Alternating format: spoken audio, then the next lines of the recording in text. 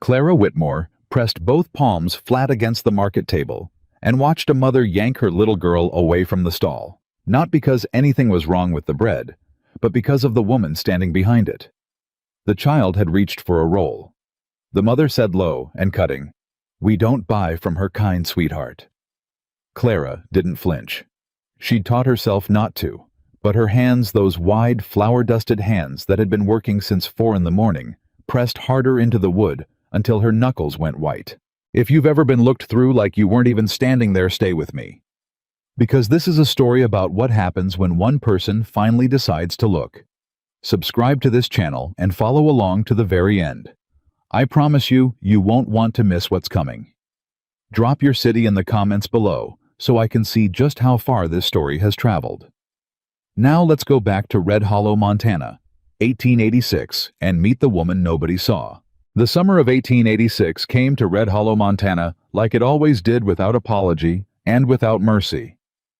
The heat pressed down on the town from the moment the sun cleared the eastern ridge, and by the time the weekly market opened along Main Street, the dust was already rising in small yellow clouds from between the wagon ruts. Clara Whitmore had been awake since 3:30 in the morning. She hadn't needed an alarm. After 5 years of market Saturdays, her body simply knew. It pulled her up out of sleep before the darkness even thought about thinning, and she'd moved through her small kitchen by the light of a single oil lamp, her hands already knowing what to do before her mind was fully awake. She'd fed the stove. She'd mixed the dough. She'd braided the cinnamon loaves the way her mother had taught her 30 years ago in a farmhouse kitchen outside of Billings, with slow, deliberate hands, and something her mother called intention. "You put your whole self into it," her mother used to say, pressing Clara's small child hands into the dough beside her own. "Every woman who'll ever eat this bread deserves your whole self, nothing less." Clara had never forgotten that. She didn't think about it consciously anymore. It had simply become the way her hands moved. By 6 in the morning, she'd loaded everything into the wagon. 4 dozen cinnamon loaves, 2 deep dish apple pies, a pan of molasses, cornbread, and a crock of honey butter. She'd churned herself Thursday night. She'd thrown a canvas tarp over the top to keep the morning dust off, climbed up onto the seat, with some effort, clicked her old mare Bess into motion, and made the 2-mile drive into town alone. She was always alone. That was simply the shape of her life now. Her husband, George Whitmore, had been dead 5 years. A cattle accident in the winter of 1881. A spooked herd, a broken fence line, a night too dark and too cold. They'd found him the next morning. Clara had been 28 years old, $312 in debt, and entirely without family within 2 days' ride. She'd spent the first winter barely surviving. The second winter she'd started baking seriously, not for comfort, though it gave her that, but for income. By the 3rd year, she was doing the Saturday market with some regularity. By the 5th year, she was doing it with something that looked from the outside like routine. From the inside, it felt like a siege she had never been able to win. She knew what people saw when they looked at her. She had no illusions about that. She was a large woman, considerably larger than she'd been when George was alive, and the grief and the isolation and the long winters had changed her body in ways that were visible and permanent, and apparently, according to Red Hollow, unforgivable. She carried the weight in her face and in her middle and in her arms, and the women in town had never once let her forget it. Not loudly, not cruelly enough to confront directly, but in the small, precise way that small towns often use to communicate their judgments, the averted eyes, the slight drawing in of skirts, the conversations that went quiet when she passed. She'd heard the names. Fat Clara, the widow, that poor woman. She'd heard worse. She'd trained herself to set those things down like objects she simply didn't have room to carry. She'd pick them up, recognize them for what they were, and put them back down. She wasn't always successful, but she was consistent. That Saturday, she set up her stall at the eastern end of the market, same as always. She laid out her goods on the table she'd covered with a clean checkered cloth, set up her small handwritten price signs, and stood behind it all with her hands folded and her chin level, and waited. By 9 o'clock, the market was alive with people. They passed her stall the way water parts around a stone. A man glanced at her display, then at her, then moved on without slowing. 2 women walked past in conversation. and one of them tilted her head slightly toward Clara's table, as if about to stop, but the other woman said something that made them both keep walking. A group of ranch hands ambled through buying jerky and tobacco from the stall across the way, and one of them made a comment Clara didn't quite catch that made the others laugh. She stood still. She'd sold one loaf of cornbread by 10 o'clock and one small pie by 11, and the afternoon was stretching out ahead of her the way it always did on bad market days, like something being pulled thin and brittle, like taffy left too long in the cold. Then Dorothy Haynes arrived. Dorothy Haynes was 45 and the wife of the town's most established dry goods merchant, and she moved through the Red Hollow Market every Saturday, like a woman fully aware that she was being watched. She wore her authority the way other women wore jewelry, with care, with intention, and with the confidence that everyone around her was taking note. She stopped at Clara's table. Clara felt her spine straighten slightly before she'd consciously decided to let it. "Clara," Dorothy said. She said it the way you say the name of something you've found in an inconvenient location. "Still out here, I see." "Every Saturday, Mrs. Haynes," Clara said. "Same as always." Dorothy looked at the cinnamon loaves. Then she looked at Clara. Then she looked back at the loaves as if the contrast troubled her. "I'm hosting Judge Aldridge's dinner next Friday," Dorothy said, "and I considered briefly whether I might hire someone to do the cooking." She paused to let that settle. "But I think I'll ask Ellen Marsh instead. Her figure is more suited to the kind of impression I want to make." Clara held Dorothy's gaze for exactly 2 seconds before looking back at the table and adjusting the position of a perfectly well-positioned pie tin. "Ellen makes a fine meal," Clara said. "You'll eat well." Dorothy made a small sound of satisfaction and moved on. Clara waited until she was out of earshot. Then she breathed. Not a dramatic breath, not a trembling one, just a long, careful, deliberate breath that she used to put everything she felt back behind the wall where she kept it during market hours. The wall had gotten very strong over 5 years. She was proud of how strong it had gotten. She adjusted the price sign on the cinnamon bread. She straightened the cloth at the corner of the table. She looked out at the crowd moving through the market, and she thought about her mother's kitchen and the smell of yeast rising on a cold morning, and she held on to that until her hands stopped wanting to shake. It was somewhere around noon when the cowboy came. She didn't notice him approaching. She was looking down at the table, recounting what she had left to sell, running the arithmetic in her head, how much she still needed to make today to cover the flour she'd need for next week's baking, and the small repair on Bess's tack that she'd been putting off for 3 weeks, and the oil for the lamp that was running low. She was deep in the numbers when she became aware of Boots stopping in front of her table. She looked up. He was tall. That was the first thing she registered. Tall in the way that Montana men who work outdoors tend to get, not imposing, just built by the kind of life that doesn't have much use for softness. He wore a gray work shirt, trail-worn brown canvas trousers, and a dark hat with road dust on the brim. His face was weathered in the honest way, not rough, not hard, but marked by weather and years, and the kind of outdoor work that doesn't end. He had dark eyes that were doing something unusual. They were looking at the food, not at her, not past her, not through her, at the bread, like he was actually seeing it. "That cinnamon bread," he said. His voice was low and unhurried, the kind of voice that didn't feel any need to announce itself. "You make that this morning." "Before sunup," Clara said. She kept her voice level. Careful. She'd been surprised by apparent interest before, and she'd learned to hold herself back from hope the way you hold your hand back from a stove you're not sure is cold yet. He reached into his coat pocket and produced a coin. "Mind if I try a piece?" She cut him a slice. Her hands were steady. She always made sure her hands were steady where other people could see them. He took it. He looked at it for a moment the way a man looks at something he actually wants to understand, not just consume. Then he bit into it. Clara watched his face.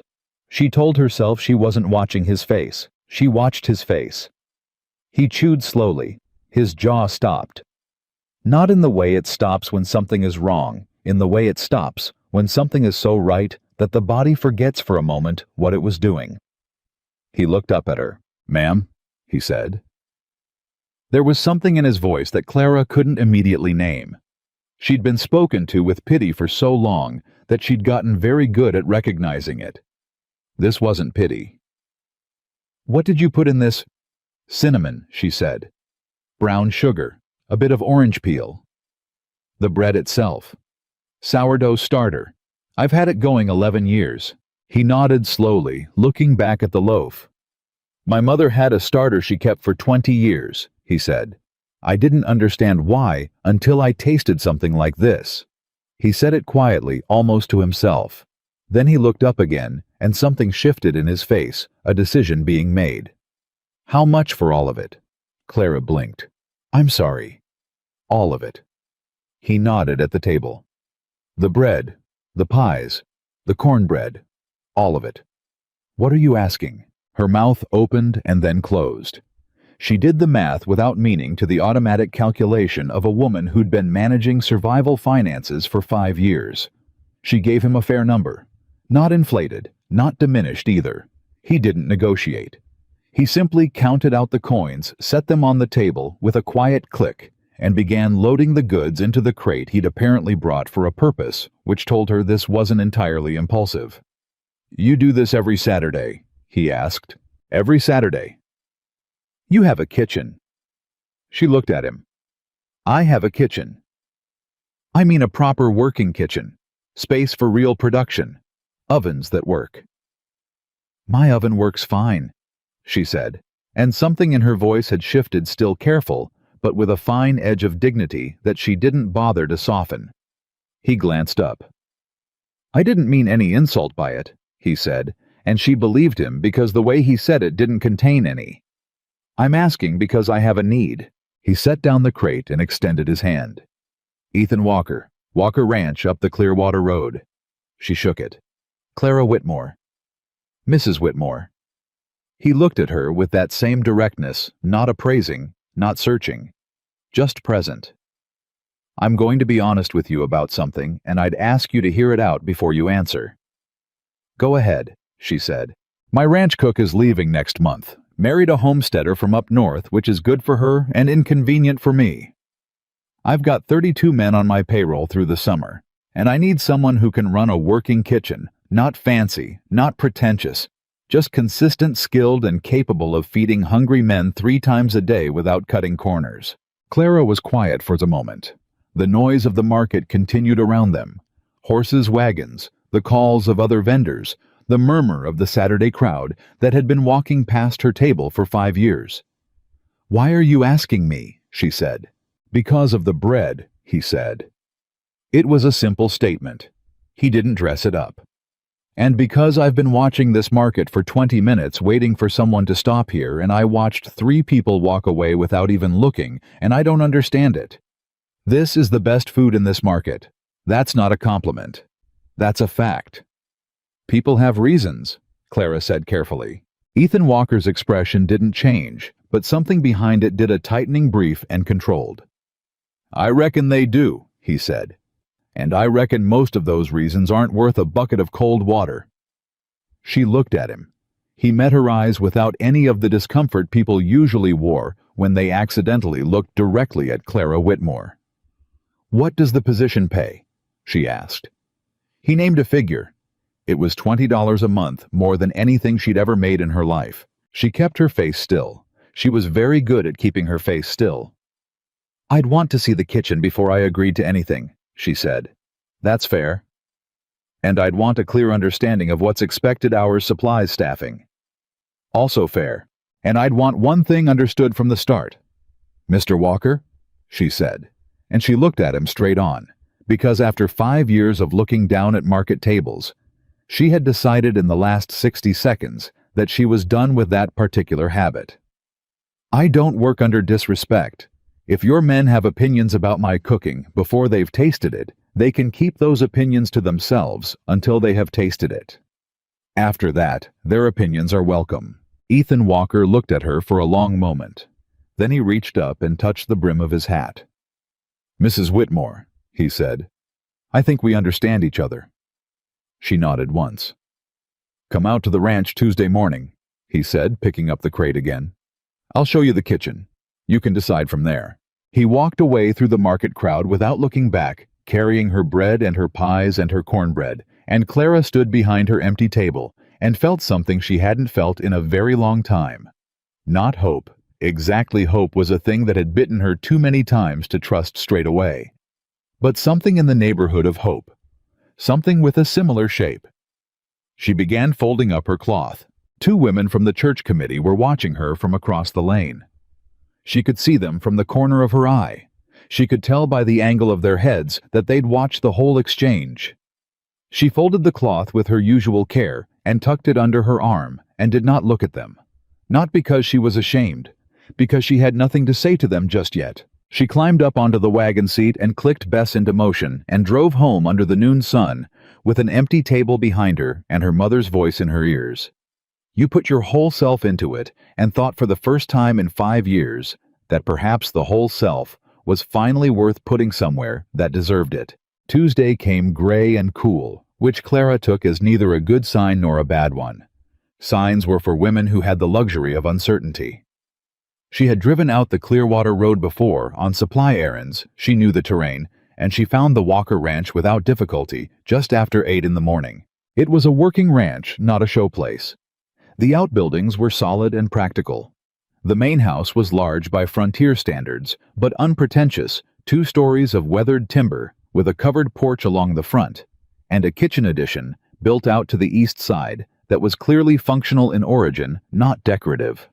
A young ranch hand met her at the gate.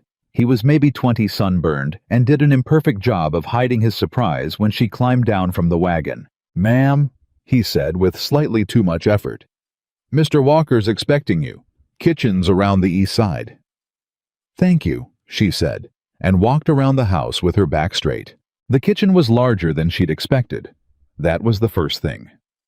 A long room with 2 cast-iron ranges along one wall, a deep sink with a hand pump, a substantial dry goods pantry through a side door, 2 long prep tables running down the center, and windows along the north wall that let in clean light. It had the smell of a kitchen that had been well-used wood smoke and old grease and something faintly of dried herbs, but also underneath that, the particular smell of a space that was waiting. Ethan Walker was standing at the far end of the kitchen when she came in.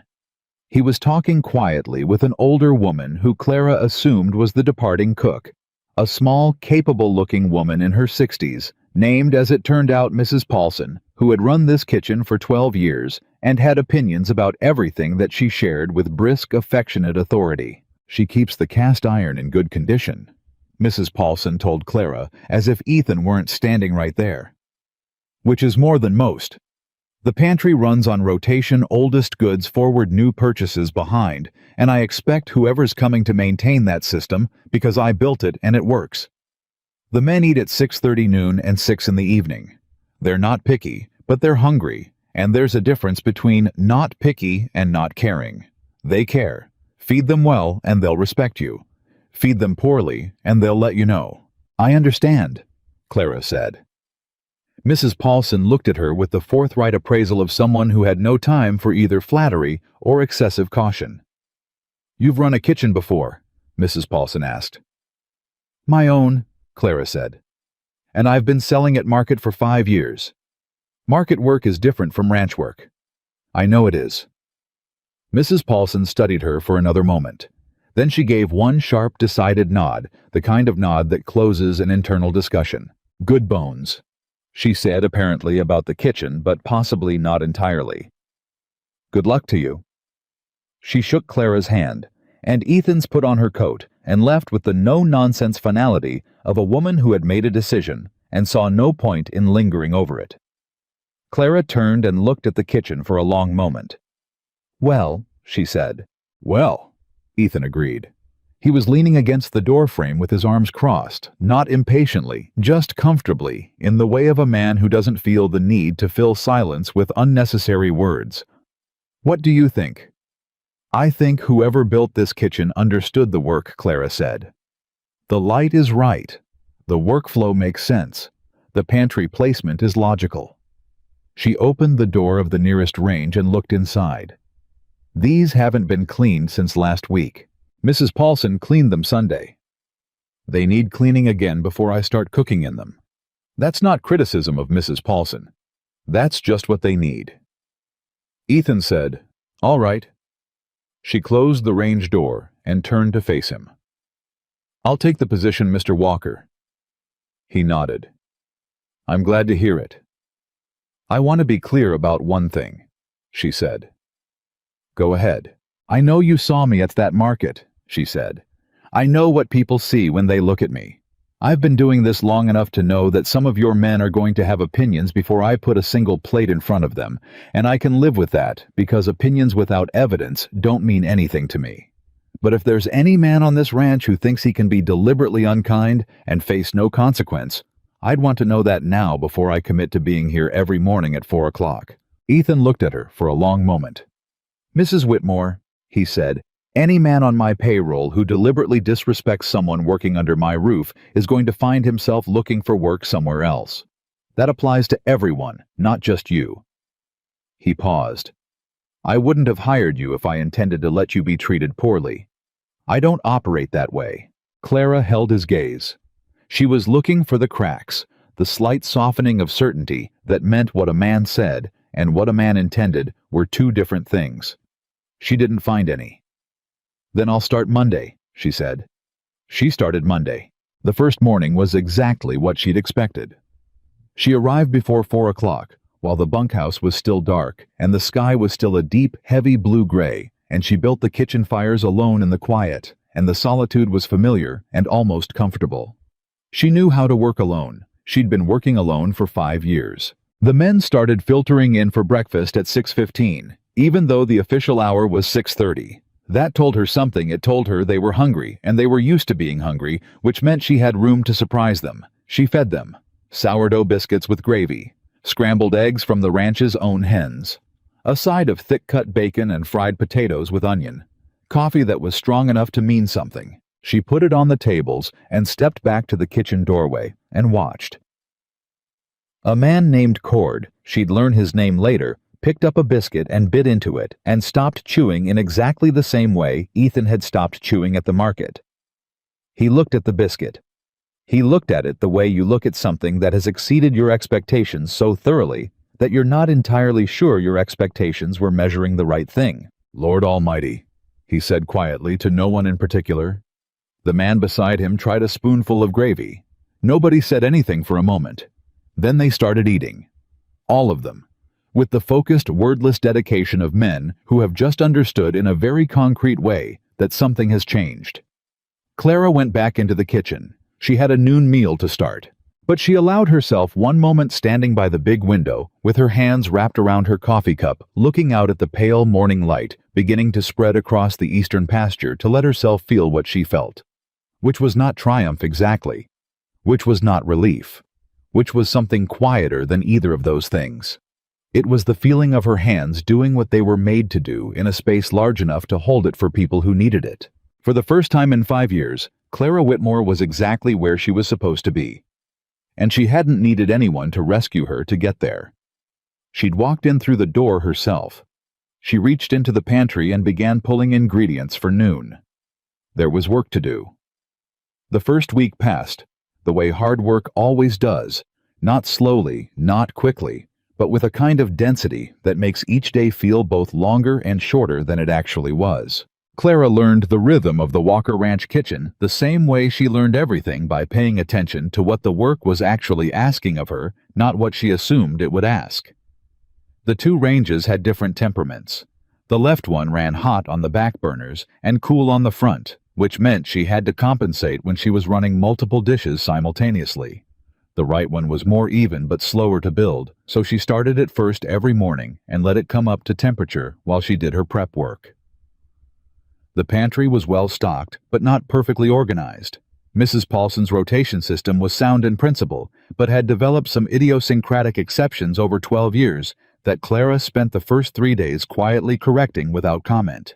The men watched her, not rudely, not with hostility, at least not openly.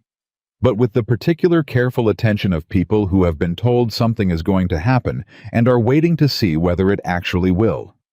She could feel it at mealtimes, the way you feel weather coming before it arrives. The slight pause when she set a dish on the table. The sideways glances exchanged over coffee cups. The conversations that went quiet when she came through the kitchen door to collect empty serving dishes. She paid it no mind. That was what she told herself in the morning, and what she continued telling herself as the week moved forward, and the watching didn't stop. She paid it no mind, and she cooked. Monday noon, she served beef stew with dumplings. She made the dumplings the way her grandmother had, light not heavy, with a handful of fresh thyme from the kitchen garden she'd noticed behind the east wall, and she watched from the kitchen doorway as a man named Holt, who she'd already identified as the most skeptical of the crew, took a first cautious bite, and then ate everything on his plate and looked at the serving dish in a way that meant he was deciding whether to take more. He took more. She went back to the kitchen and started on the dinner preparations. Tuesday morning, she made sourdough pancakes, real ones, not the thin, flat variety, but thick and tangy and golden at the edges with a barrel molasses syrup she cooked down herself on the back burner while the pancakes were going. Cord, the man who'd responded to the first morning's biscuits with something close to reverence, sat down at the table and looked at what was in front of him and said with genuine feeling, "I ain't had pancakes like these since my grandmother's house." "How long ago was that?" asked the man beside him. 15 years, Cord said, and then he didn't say anything else because he was eating.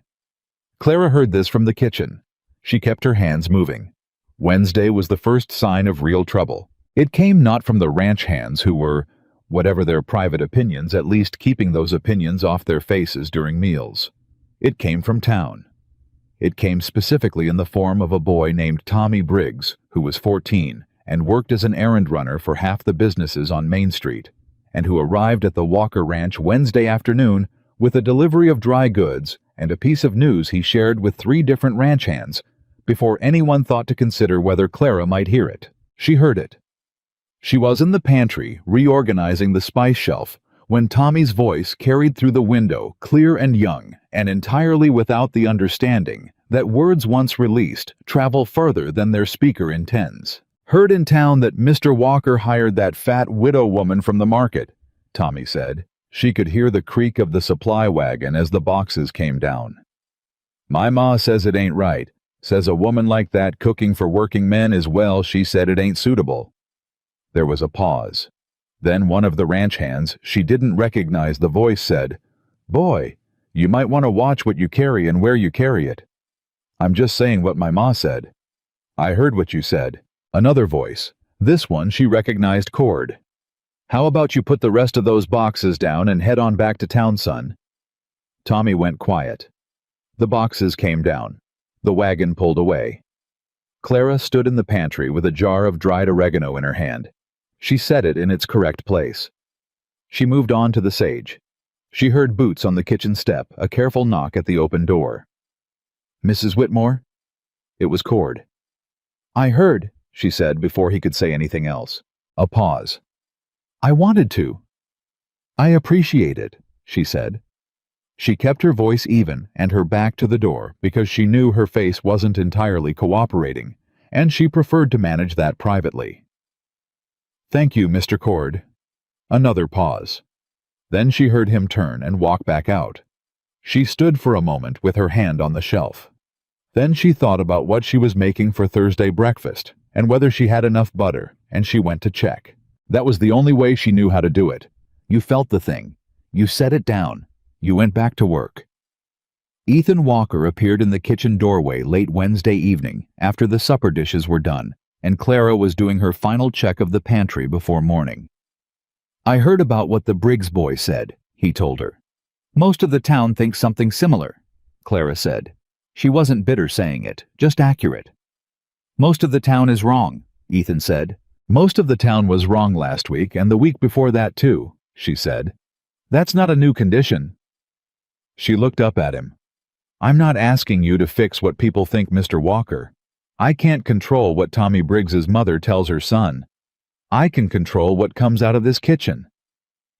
Ethan was quiet for a moment. "You're not what I expected." he said.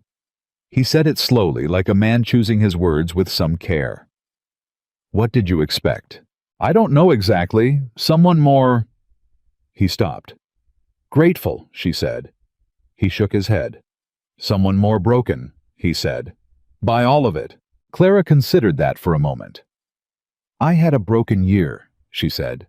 The winter after George died. I didn't get out of bed for 2 weeks in January. Didn't cook. Didn't do much of anything. I thought about whether there was a point to continuing. She kept her voice steady. She'd earned the right to say this plainly. Then I got up and I made bread. And the bread was the answer. Not to everything, but to enough. Ethan looked at her with that same level gaze she was becoming accustomed to, the one that was paying genuine attention, not performing it. I'm glad you got up, he said. It was a simple thing to say. It shouldn't have mattered as much as it did. Good night, Mr. Walker, Clara said. Good night, Mrs. Whitmore. He left. She finished the pantry check. She walked to her small room off the east side of the kitchen, part of the position's arrangement, and she sat on the edge of the bed in the dark for a little while before she slept. By the end of the first week, something had shifted in the bunkhouse. She couldn't have said exactly when it happened or who decided it. It was like the way weather changes in Montana, not all at once, not with announcement, but in a slow, undeniable progression that you can only understand fully by looking back at where you started. One day you were in summer, and another day you were in autumn, and somewhere in between, the change had happened and nobody had declared it. The men started arriving for meals 5 minutes earlier. That was the first sign. Then Holt, skeptical, watchful Holt, who had spent the first 3 days eating her food in studied silence, as if reviewing evidence before delivering a verdict, stopped her after breakfast on Thursday morning. He was holding his coffee cup, and he had the look of a man doing something that didn't come easy to him. That sourdough you're using, he said. My wife had one, lost it in a house fire 2 years ago. She still talks about it. Clara looked at him. I have a live culture going, she said carefully. If she'd want a start of it, I can divide it off. Wouldn't take but a few days to establish itself in a new jar. Holt looked at her for a moment. His jaw worked slightly the way a man's jaw works when he's deciding whether to say something. She'd like that, he said. I'll set it aside, Clara said. He nodded once and walked away. And that was how the wall started to come down. Not with an apology, not with a grand gesture, with a sourdough culture and a man who loved his wife enough to swallow his pride and ask. By the end of the second week, the noon meal was the event of the day at Walker Ranch. Not in a dramatic way, not in any way that would have looked remarkable from the outside. But she could feel it in the way the men settled into their chairs, the way conversation slowed and became quieter and more personal during the meal. The way the youngest hands boys of 17 and 18, who'd been hired for the summer and were far from home for the first time, ate with a particular kind of concentration that told her they were tasting something that reminded them of somewhere. She understood that. It was one of the most specific things food could do. She kept her early mornings to herself. That had always been her best time when the work was beginning and the day hadn't added its complications yet, and she was just a woman, and a fire, and a kitchen that needed things done in it. She found a rhythm at the Walker Ranch that was different from her kitchen at home, larger in scale, louder in its demands, but underneath those differences was the same essential thing that had kept her going through 5 winters alone. The work made sense. When almost nothing else did the work made sense. It was a Friday morning at the end of her second week when Richard Caldwell came to the ranch. She knew who he was. Everyone in Red Hollow knew Richard Caldwell. He was 53 and had been the dominant commercial force in the area for going on 20 years, owned the main supply company, had significant shares in 3 other enterprises, and moved through Red Hollow with the particular certainty of a man who had confused material success with personal authority for so long that he'd forgotten they were different things. He arrived at the main house mid-morning, and Clara was aware of his presence the way you become aware of a change in air pressure, not from anything specific, just from a general shift in the quality of things. She could hear the conversation on the porch from the kitchen. Not the words, just the cadence, Ethan's voice low and measured. Caldwell's voice louder with the ease of a man accustomed to not being interrupted. She didn't give it particular attention. She was making bread. Then she heard Caldwell laugh. It was a specific kind of laugh, not warm, not genuinely amused. The kind of laugh that's performing generosity while actually withholding it. The widow woman. Caldwell said, his voice carrying now the way voices do when a man stops caring whether he's overheard. Walker, I've got to hand it to you. You've got a charitable spirit. Ethan's response was too low to catch. I'm sure she does her best, Caldwell went on. But I'm told she's the woman from the Saturday market, the large one. I've passed that stall 100 times and never seen fit to stop. Another laugh. I'd watch your men, Ethan. Give someone something out of pity, and they'll come to expect it.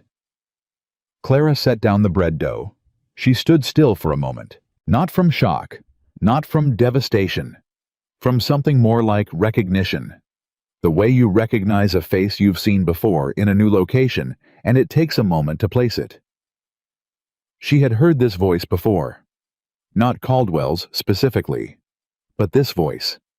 This particular construction of kindness as weapon, where someone's labor and dignity are discussed in their hearing as if they are furniture and furniture cannot object. She picked up the dough again. She worked it. Fold and press, fold and press. She heard Ethan's voice change register slightly, still low, but with a different quality. She couldn't make out the words, but she could make out the shape of them. She'd learned in the 2 weeks she'd been here that Ethan Walker had a way of saying a direct thing so plainly that it didn't need volume. Whatever he said, Caldwell went quiet for a moment. Then she heard boots on the porch steps, one set going, one set staying, and a minute later Ethan came through the kitchen door. He looked at her. She looked at him. I heard enough, she said before he could speak. He nodded once.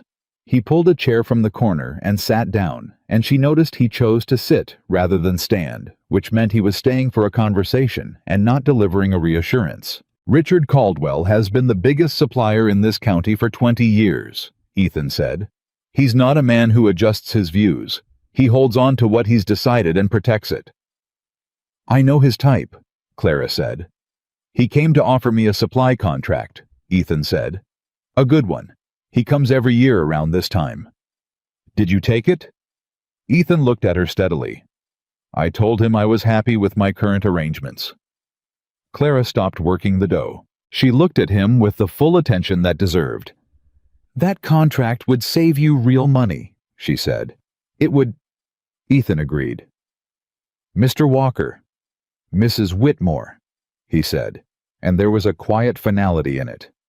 I've been doing business in this county a long time. I choose who I do business with and why. That's not charity toward you. That's just how I operate. She looked at him for a long moment. All right, she said. All right, he repeated. She went back to the bread. He sat at the table for a while longer, not talking, not requiring anything, just present in the particular quiet way that was she was beginning to understand one of his most consistent qualities. He had a gift for being in a room without occupying it the way some people did, like a statement that required a response. After a while he said, The noon meal smells like something worth staying for. Roast chicken, she said. 40 minutes. I'll be here, he said, and he got up and went back out to the yard. Clara shaped the loaves. She was not a woman who spent much time analyzing other people's motivations, because she'd learned over the years that analysis costs time and energy you could be putting into something you could actually control. But she allowed herself in the 40 minutes while the chicken finished to notice something she'd been trying not to look at directly. Ethan Walker saw her, not the way people see something they pity, not the way people see something they've decided to be patient with. He saw her the way you see something you've appraised honestly and found valuable, with the straightforward, undramatic recognition of a person who trusts their own judgment. She wasn't sure what to do with that. She put the bread in to bake and started on the gravy and decided that what she'd do with it was nothing. Nothing except continue to deserve it, which was the only response she had ever trusted anyway. The third week brought a new problem. The problem had a name, Jesse Carr.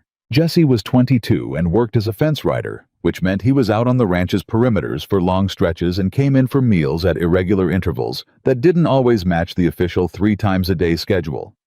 He was tall and lean and had an easy, careless confidence about him that Clara recognized as the particular kind that hasn't yet been tested enough to know its own limits. He came in for a late lunch on a Tuesday afternoon, nearly 2 o'clock, well past the noon cleanup, and he stood in the kitchen doorway and said, "Hey there, any food left?" Clara was doing her afternoon prep work. "There's chicken and cornbread on the stove," she said. "Help yourself to a plate." He came in, looked at the food, and served himself. He ate standing at the counter rather than taking a seat at the table, and he watched her while he ate in a way that was different from the watchfulness of the first week. That had been assessment. This was something else. Something with a needling quality to it, like a person running a stick along a fence rail to hear the sound it makes. "You really charge Ethan for this?" he asked. Clara looked up briefly. "I'm paid a wage for the position," she said. "Same as you." "Sure?" Jesse said. "Just seems like a lot for—" He glanced around the kitchen. "What's here?" "What's here is 3 meals a day for 32 men, Clara said. She kept her voice neutral. 7 days a week. Right. He took another bite. "You know what I heard in town?" "I couldn't say. Heard Ethan hired you as some kind of—" he made a loose gesture, charity case, "on account of your situation." Clara set down the knife she'd been using for the potato prep. She turned and looked at Jesse Carr with the full directness she'd been training herself to deploy for 5 years. The look that said clearly, and without performance, that she was a woman who knew exactly who she was and was not asking anyone's permission to be it. "Mr. Carr," she said, "you're welcome to eat that food, but you'll watch your mouth in my kitchen." Jesse blinked. He hadn't expected that. People who assume easy authority rarely expect to meet it returned in kind. "It's Ethan's kitchen," he said, but the careless confidence had slipped slightly. "When I'm working in it," Clara said, "it's my kitchen, same as any man's workplace is his while he's doing the work." Jesse looked at her for a moment. Something shifted in his face, not quite shame, not yet, but the first uncomfortable awareness of a young man who has made a careless mistake and is beginning to understand it. "I didn't mean any disrespect," he said, and it was the particular tone of a person who very much did mean it, but is no longer sure that was wise. "Finish your plate," Clara said. She picked up the knife again. "And next time you come in late, let me know before noon so I can set something aside properly." Jesse ate the rest of his food in silence. He put his plate in the washing basin when he was done, something she noticed he hadn't done before, and he walked out without saying anything else. She heard from Cord 2 days later, indirectly, that Jesse had made a point of being on time for meals since Tuesday. She didn't say anything about it. There was nothing to say. People either came around or they didn't, and you couldn't accelerate that process by discussing it. It was a Saturday evening at the end of her 3rd week when the second shift happened, the one she hadn't anticipated, and the one that mattered more than she expected. The men had a habit of gathering on the bunkhouse steps in the summer evenings after supper, the way men do when the work is done, and there's still light in the sky, and nowhere particular to be. She could see the bunkhouse from the kitchen window, and she'd become accustomed to the low sound of their voices as part of the evening's texture. She was washing up the last of the supper dishes when she heard the argument start. She didn't go to the window immediately. Arguments among men on a working ranch were not in her experience uncommon or particularly significant. But this one had a different sound to it, an urgency, a specific kind of heat. Then she heard her name, not as part of the argument, as the subject of it. She went to the window. Holt and Jesse Carr were standing 6 feet apart in the space between the bunkhouse steps and the water trough, and the quality of the air between them was the kind that precedes a physical confrontation. The rest of the men were arranged in the loose semicircle that forms instinctively around that kind of air. "All I'm saying," Jesse said, and he didn't sound careless. Now he sounded the way young men sound when they've identified a position and decided to hold it past the point of wisdom, "is that it ain't natural. Woman like that in charge of a ranch kitchen. Men like us answering to her schedule." Nobody's answering to her schedule, Holt said. His voice had an edge to it that Clara hadn't heard before. We're eating her food. There's a difference. It's the same thing. It ain't the same thing at all, Jesse, and you know it. What I know, Jesse said, is that she's here because Ethan Walker felt sorry for her, and every one of you's too polite to say it out loud. There was a silence.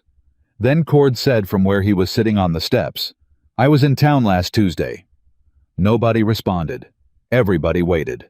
Stopped in at Caldwell's supply store, Cord continued. Caldwell was talking to a couple of men from the Hartley Ranch, telling them, he paused, telling them that Ethan Walker had made a business decision that didn't make sense, and that if they waited long enough, it'd correct itself. Another silence. He meant her, Holt said, flatly. That's what he meant, Cord said. Jesse shifted his weight. Something had changed in the conversation, and he was trying to locate where it had gone. That's Caldwell's business, Jesse said. Is it? Cord said. It wasn't a question. Caldwell's got a stake in what happens at every major ranch in this county, Holt said. He's been the supplier for most of them going on 15 years. Ethan turned down his contract last week. You know why? Jesse didn't answer. Because Caldwell said something he shouldn't have said about Mrs. Whitmore, Holt said. And Ethan Walker told him to take his contract somewhere else.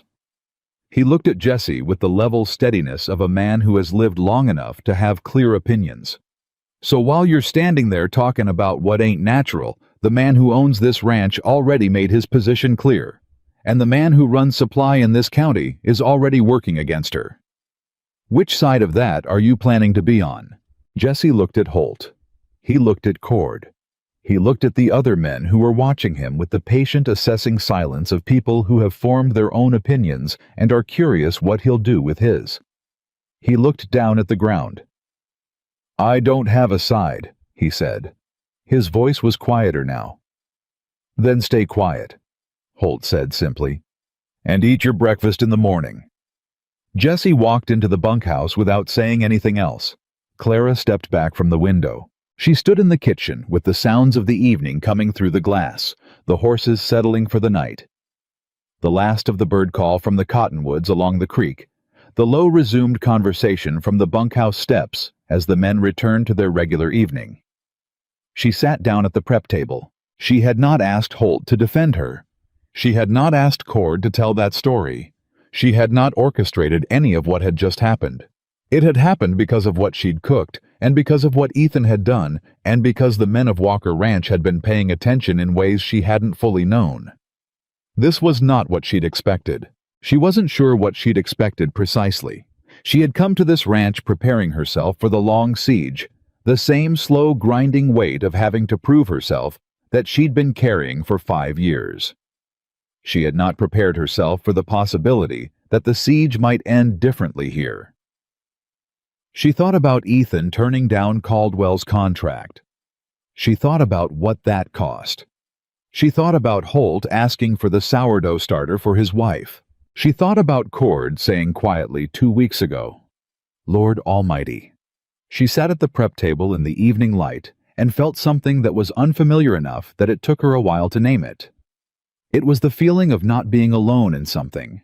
Not the dramatic version of that feeling, not the rescued version. Just the plain, unadorned reality of being in a place where the work she did was seen and where the people around her had chosen independently and for their own reasons to say so. She hadn't known how much she'd needed that until it was happening. She reached up and pressed the back of her hand briefly against her mouth. Not crying. Not anything so dramatic. Just a small moment of acknowledgement that she allowed herself in the empty kitchen before she stood up and looked at the clock. 4:30 tomorrow. She had a week's supply order to write out tonight if she was going to have everything she needed for Monday's baking. She found a pencil and a sheet of paper and began to write. Outside, somewhere between the bunkhouse and the horse barn, she heard the last of the day's conversation wind down, and then the ranch was quiet and the quiet was not empty. For the first time in a very long time, the quiet around Clara Whitmore held other people in it, and she wrote her supply list by lamplight, and the night outside was warm, and somewhere far off across the summer range, a coyote called once and then was still, And Clara kept writing her handwriting neat and precise and certain, the handwriting of a woman who knows exactly what she needs and is no longer apologizing for needing it. The supply list was finished by 9 o'clock, and Clara folded it neatly and set it on the corner of the prep table, where she'd find it in the morning. And then she went to bed and slept without the particular tightness in her chest that had been her companion most nights for 5 years. That was the small miracle of the third week. Not the argument she'd overheard. Not Holt's quiet defense or Cord's carefully delivered story. Just the absence of that tightness. Just sleep that came without a fight. She noticed it the way you notice the absence of pain you'd lived with so long you'd stopped remembering it was pain. The fourth week opened with a Monday that started like any other 4:15 fires in both ranges. Coffee on before the sky had committed to any particular color, and then departed from ordinary before 8 o'clock in a way that would set the tone for everything that followed. The rider came while she was pulling the first round of biscuits from the oven. She heard the horse in the yard, heard voices, heard the particular quality of a conversation, conducted at a volume that meant urgency without wanting to telegraph it. Then boots on the kitchen step, and Ethan appeared in the doorway with his hat already on, which meant he was not stopping. "I've got a problem in the east pasture," he said. "Fence line's down and about 40 head are loose. I'm taking most of the crew out. We'll be back for noon or not far after." "I'll hold the meal," Clara said. "Don't hold it too long. The men who stay will need to eat on time." "Which men are staying?" "Young Davy and old Pete." He was already turning. "Davy's got a bad ankle from yesterday. Pete's having a slow morning." "I'll take care of them," she said. He went. The yard erupted in the controlled chaos of men and horses moving out with purpose. And then the ranch went quiet. In the particular way it went quiet when most of its working population had departed at once. A quiet that had shape and weight to it, the silence of a place that was waiting to fill back up. She fed Davy and Pete at the regular time. Davy was 17 and homesick in the way only teenagers can be homesick acutely, visibly, with no ability to conceal it. He ate her biscuits and gravy and stared at the table with the expression of a boy calculating how many weeks remained until he could go home. "You got family back east?" Clara asked, setting a second cup of coffee in front of him. He looked up surprised she'd noticed. "Yes, ma'am. Illinois." "What does your mother cook?" He blinked. Then something in his face shifted, the particular softening that happens when someone touches the exact right spot without meaning to. "Corn chowder," he said. "And these rolls she makes with, I don't know what she puts in them. They're yellow inside." "Egg yolks," Clara said. "And a bit of saffron if she has it. Some families use turmeric for the color." Davy stared at her. "How did you know that?" "I didn't," she said. "I guessed. It's what gives that color." He was quiet for a moment. Then, "You think you could make something like that?" "I think I could try," she said. "Give me until Thursday."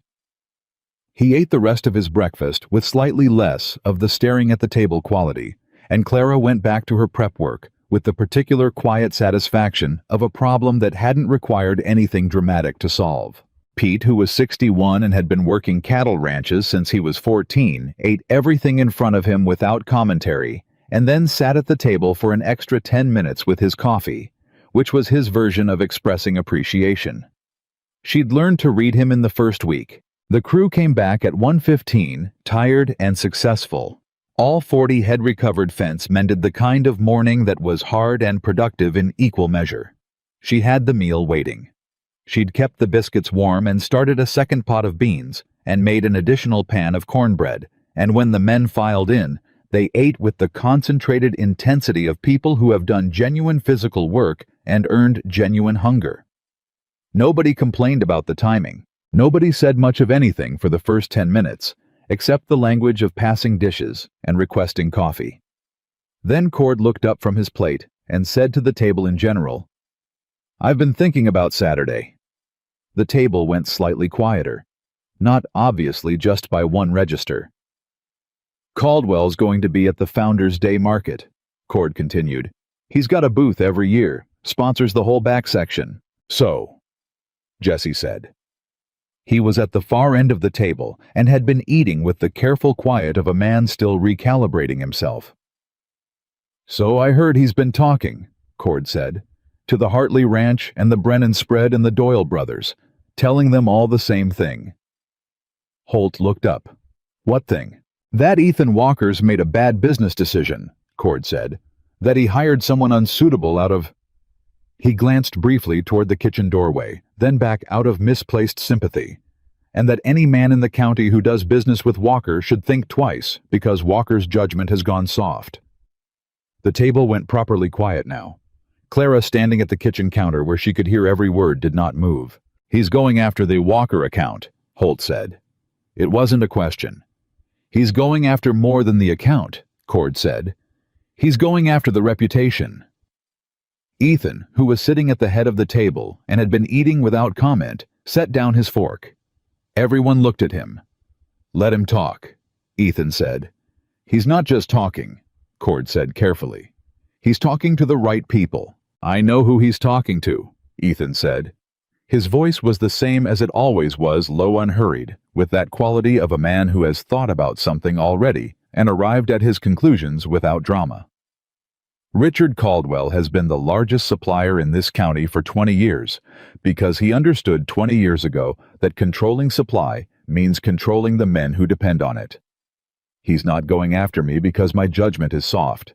He's going after me because I didn't sign his contract, and that means there's one operation in this county that he can't touch, and Richard Caldwell doesn't tolerate what he can't touch." He picked his fork back up. "So let him talk," he said again. Clara set a fresh pan of cornbread on the table without saying anything. Ethan looked up at her briefly. She looked back at him briefly. Something passed between them, not a conversation, just an acknowledgement. The kind that happens between two people who have established over weeks of careful daily contact, a shared understanding of something that doesn't need to be spoken. She went back to the kitchen. She started on the dinner prep. She told herself the cold feeling moving through her chest was just the draft from the north window. She didn't entirely believe herself. Caldwell moved faster than she expected. By Wednesday of that week, she was hearing it from a different direction entirely.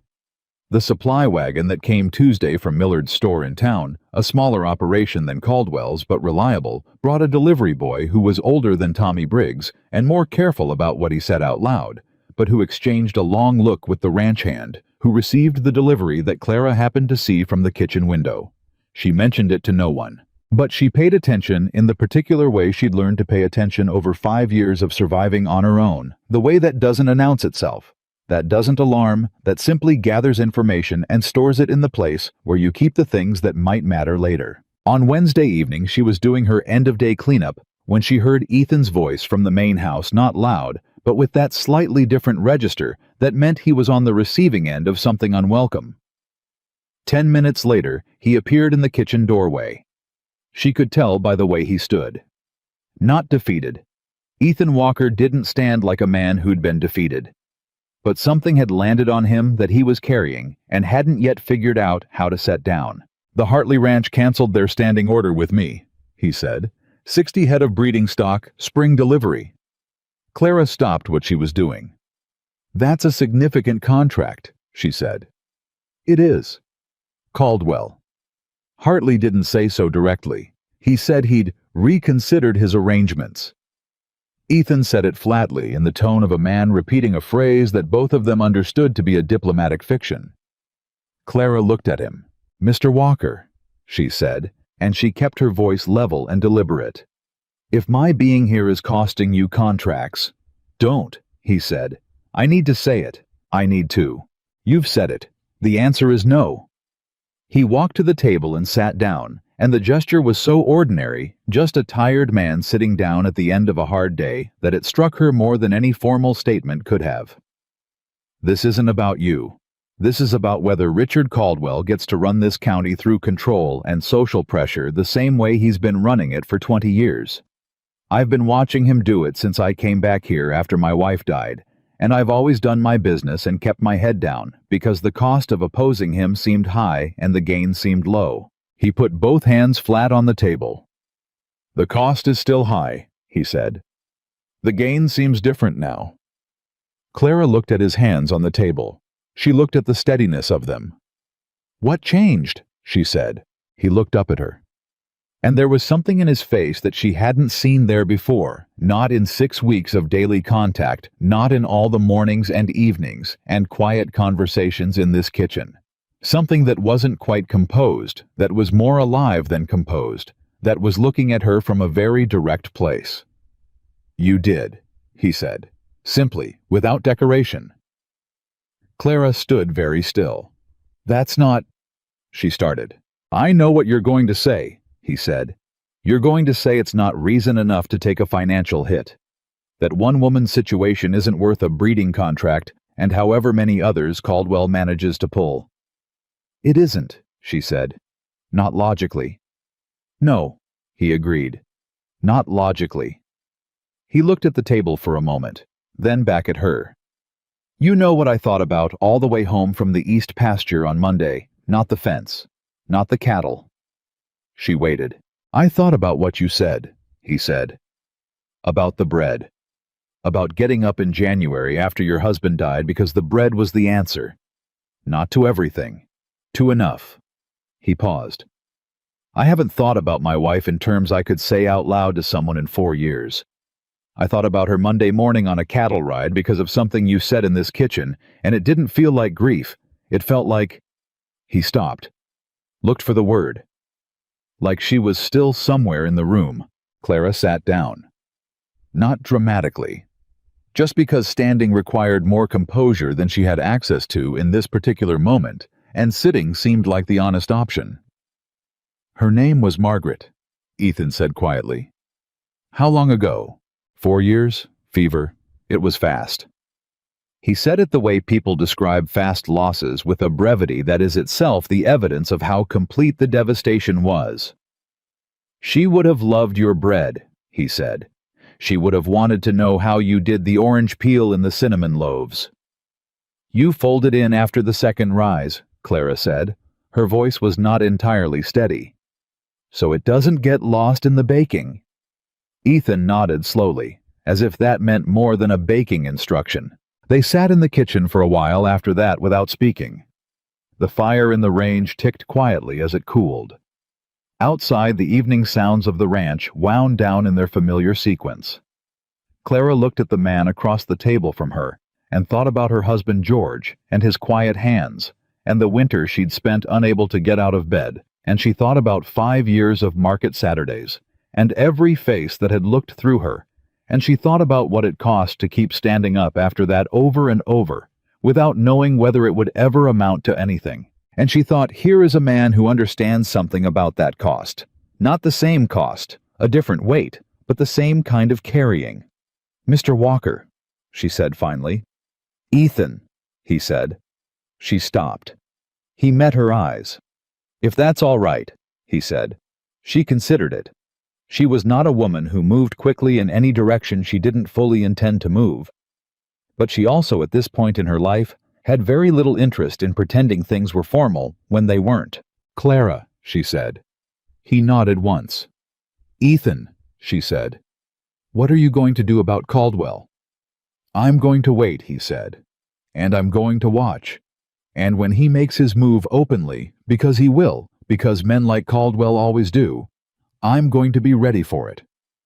"What kind of move?" "Something public," Ethan said. "He won't be satisfied with pulling contracts behind closed doors. He'll want a moment. Something that establishes in front of enough people that he was right and I was wrong." He paused. "Founders' Day is in 11 days. Cord mentioned it. Caldwell sponsors the back half of that market. He has a platform there, literally a raised stage where he gives a speech every year about the county's future and the importance of sound business practices." He said it without inflection, but with a slight dryness that told her exactly what he thought of that annual speech. "He'll use it." To say what? Whatever he's been saying privately, in front of the whole county. Clara thought about that. "Then I need to be there," she said. Ethan looked at her carefully. "Clara." "Not to argue with him," she said. "Not to defend myself. But I spent 5 years being talked about in my absence. I'm not doing it again." She looked at him steadily. "If he wants to have that conversation, he can have it while I'm standing in the room." Ethan held her gaze for a long moment. Then he said, "I'll drive you in." The days between that conversation and Founder's Day had a particular texture, taut and productive at the same time, like a bowstring drawn and held. Clara cooked. She did what she had always done, which was to put her whole self into the work in front of her, because the work in front of her was real and immediate and needed her completely, and the thing coming on Saturday was coming whether she worried about it or not. She made Davy's yellow rolls on Thursday. She found saffron in the back of the spice cabinet, old stock, but still fragrant, and she used it the way she imagined his mother used it, with egg yolks and a long second rise. She set them on the table at breakfast without announcement. Davy picked one up and bit into it. He put it back down very carefully. He looked at the table. He pressed his lips together. "Those are close," he said. His voice was not entirely even. "Those are real close." "I'll work on it," Clara said. "Tell me what's different." "There," he thought. "Maybe a little lighter than hers. I think she uses buttermilk." "I'll try buttermilk next time," Clara said. Davy nodded. He picked the roll back up and ate it slowly with a care and attention that had nothing to do with hunger. Holt watched this from across the table and said nothing. But when he left the kitchen, he put a hand briefly on Davy's shoulder, the gesture of an older man acknowledging something without requiring it to be discussed. Clara watched that too. This was what she had built in 6 weeks, she thought. Not a reputation exactly, not a position. Something smaller and more durable than either of those things. A series of moments, one after another, each one between real people in real need of something ordinary and sustaining. She thought about Caldwell and his Founder's Day platform and his speech about sound business practices. She thought about Davy and his yellow rolls. She knew which one would last. Thursday evening brought the thing she hadn't anticipated. It came in the form of Dorothy Haynes, who arrived at the Walker Ranch at 6:15 in the evening unannounced, which was unusual enough that it brought Ethan to the door himself. Clara heard their voices from the kitchen, Dorothy's precise controlled cadence, Ethan's lower and more guarded than usual. Then Ethan appeared in the kitchen doorway. "You have a visitor," he said. Something in his expression was difficult to read. "Mrs. Haynes." Clara looked at him. "What does she want?" "She wants to talk to you." He paused. "She asked specifically for you, not for me." Clara set down the dish she was drying.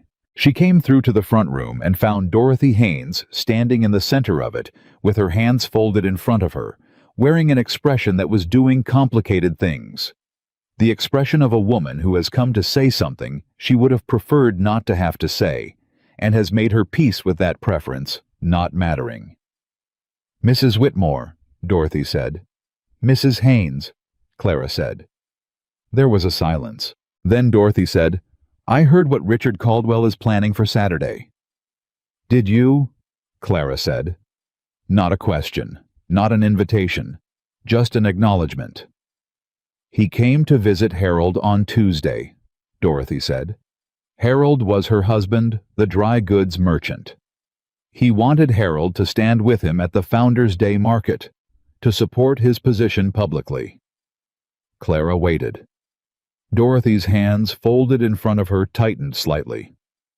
"Harold told him no," she said. Clara said nothing. "I want you to understand something," Dorothy said, and the precision in her voice had changed. It was still controlled, but the control was being applied to something more complicated than usual. "What I said to you at the market in June about hiring Ellen Marsh, about your—" She stopped, started again. "I owe you an apology for that." The room was very quiet. "I've known you since you came to Red Hollow with George," Dorothy said. "I knew you when you had nothing, and when you were grieving, and when you spent 3 winters trying to survive on your own, and I never once stopped at your table. Not once." She paused. "I told myself it was because—" She stopped again. "There isn't a reason that holds up," she said finally. "There are explanations, but they're not the same as reasons." Clara looked at Dorothy Haynes. She looked at the discomfort on her face and the dignity with which Dorothy was choosing not to escape it. "What are you asking me, Mrs. Haynes?" Clara said quietly. "I'm not asking anything," Dorothy said. "I came to tell you that Harold and I will be at the Founders' Day market on Saturday, and we'll be where we can be seen." She paused. "And I'm sorry, Clara, for what I said and for what I didn't do for a long time before that." The first name landed differently than Clara expected. Not wrong, just unexpected. "All right," Clara said. Dorothy nodded once. "I'll let you get back to your work." "Dorothy." Clara said it before she'd quite decided to. Dorothy stopped. "Ethan makes good coffee.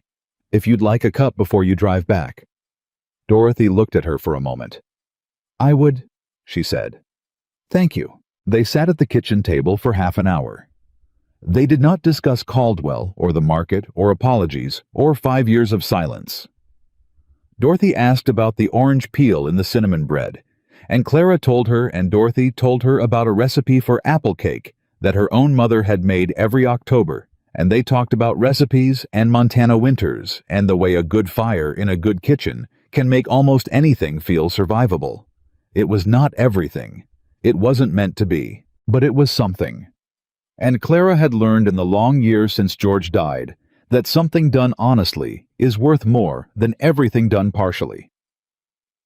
When Dorothy left, Ethan came back to the kitchen and poured himself a cup of the coffee, and looked at Clara with that quality she'd come to recognize, the one that was paying attention without requiring a summary. "She's not a bad woman," Clara said. "She's been a frightened one."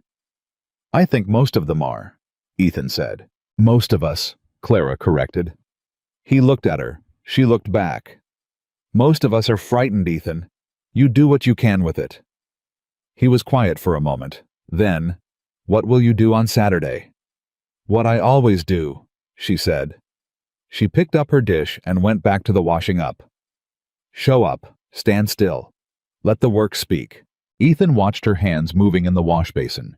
He watched the way she worked, not quickly, not frantically, but with a settled, deliberate efficiency that was, he had come to understand, not just a cooking habit. It was the physical expression of who she was. Someone who had decided at some point in the hardest years that the only thing worth trusting was the quality of what her hands produced, and had built her entire self around that decision. He thought about Margaret. He thought about her the way he'd been thinking about her since Monday, not with the closed, guarded grief he'd carried for 4 years, but with something more like conversation, as if she were nearby and listening. He thought Margaret would have said, "Ethan, you are slow." He almost smiled. "Clara," he said. She looked up from the basin. "Whatever happens Saturday," he said, "I want you to know something." She waited. "I hired you because of the bread," he said. "That part is still true, but I would hire you again tomorrow for entirely different reasons." He held her gaze. "Because of who you are in this kitchen, and who you've made this ranch be." Clara looked at him for a long moment. "Don't make me cry in your kitchen," she said. "I've got dishes to finish." He did almost smile then. "Good night, Clara," he said. "Good night, Ethan." He left. She finished the dishes. She wrote her supply list for the following week, and she planned what she'd cook on Friday so she could get ahead before Saturday, and she thought about Founders' Day with a steadiness she hadn't expected to feel, and that steadiness was not the absence of fear. It was something that had grown up right alongside fear and stood taller. Founders' Day was coming. Caldwell was coming. And Clara Whitmore was going to be standing there when he arrived, not to fight, not to plead, just to stand. Because she had learned slowly at great cost over 5 years of early mornings and empty market tables and flour-dusted hands doing their work alone in the dark, that standing was sometimes the most powerful thing a person could do. And she had never in all of it been able to stop standing.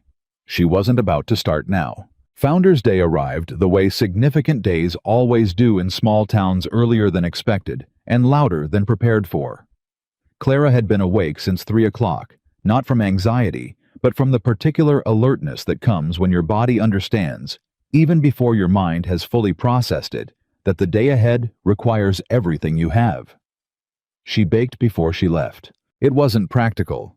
She had no table reserved at the Founders' Day market, no stall, no sign.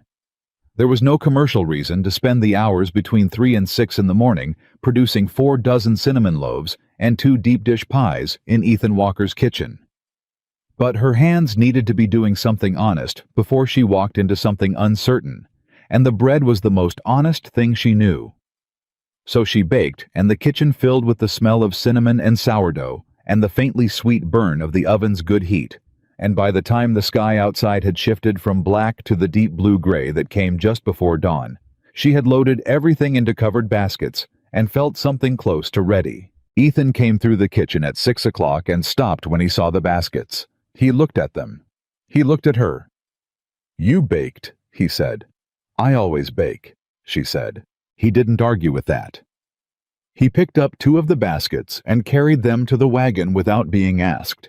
And she carried the other 2, and they drove the 2 miles into Red Hollow as the morning light came up gold and flat over the eastern hills, and neither of them spoke much, and the silence between them had the quality it had been developing over 6 weeks. Not empty, not uncomfortable, just the shared quiet of 2 people who have stopped needing to fill space with words they don't mean. The Founders' Day market was already assembling itself when they arrived. Wagons lined both sides of Main Street, vendors setting up tables, children running the margins of everything, while their parents called after them the smell of coffee and frying meat from the food stalls near the center of the street. The banner stretched across the road at the north end read Founders' Day, Red Hollow, 1886 in paint that had weathered to a comfortable fading, and at the back, just as Cord had said, Richard Caldwell's section. A dozen supply stalls, all bearing the Caldwell Company colors, and at the far end, a raised wooden platform with chairs arranged on it and bunting along the edges, waiting for the afternoon speeches. Clara looked at it when they pulled in. "What time does he speak?" she asked. 2 o'clock, Ethan said. "Same as every year." She nodded once and climbed down from the wagon. She didn't have a table. She didn't need one immediately. The morning was for something else first. She handed Ethan 1 basket to carry and took the other 3 herself, distributed across both arms, and she walked into the Founders' Day market like a woman who had been walking into difficult rooms her entire life and had simply gotten very good at it. The first person she saw 10 steps in was Dorothy Haynes.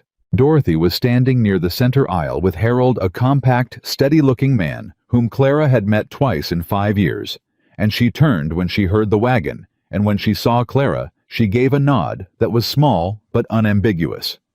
Harold lifted his hat. Clara nodded back. She kept walking. She found a clear space near the center of the market, not far from the largest food stalls, and she set down the baskets and opened them. She had no table. She set the loaves on the cloth she'd brought, arranged simply the way she arranged everything, with care, but without affectation. She had no sign. She didn't need a sign. She had the bread, and the bread had the smell of cinnamon and sourdough, and 11 years of starter, and within 4 minutes of the loaves coming out from under the cloth, she had 3 people stopped in front of her asking what she was selling. She told them. She told them the price, which was fair. She told them the starter was 11 years old. She told the woman who asked about the orange peel exactly what she'd told Dorothy: you fold it in after the second rise so it doesn't get lost in the baking. She sold 8 loaves in the first 20 minutes. From the corner of her eye, she could see people noticing. Not the bread, not at first her.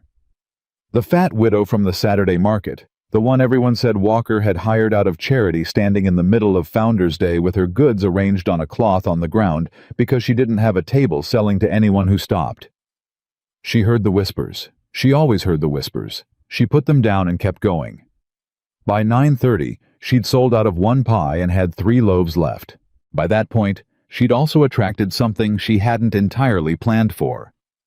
It started with a woman named Ruth Gallagher, who was the wife of one of the smaller ranchers north of town, and who'd bought the first pie. Ruth had come back 20 minutes later with her sister, whose name was Frances, and Frances had bought a loaf and then pulled Clara aside with the slightly guilty urgency of someone who has been wanting to say something and has just found the right moment. "I've been at that Saturday market 6 times this year," Frances said. "I walked past your stall every time." She stopped, started again. "I don't have a good reason for that." "It's all right," Clara said. "It isn't," Frances said. "But I'm here now, and I'm telling you this is the best bread I've eaten since I came out from Ohio 12 years ago." "Thank you," Clara said. She meant it simply. Without architecture or qualification. Frances looked at her for a moment. "You're working at Walker's now." "I am." Is that permanent? Or are you looking for something of your own?" Clara looked at her.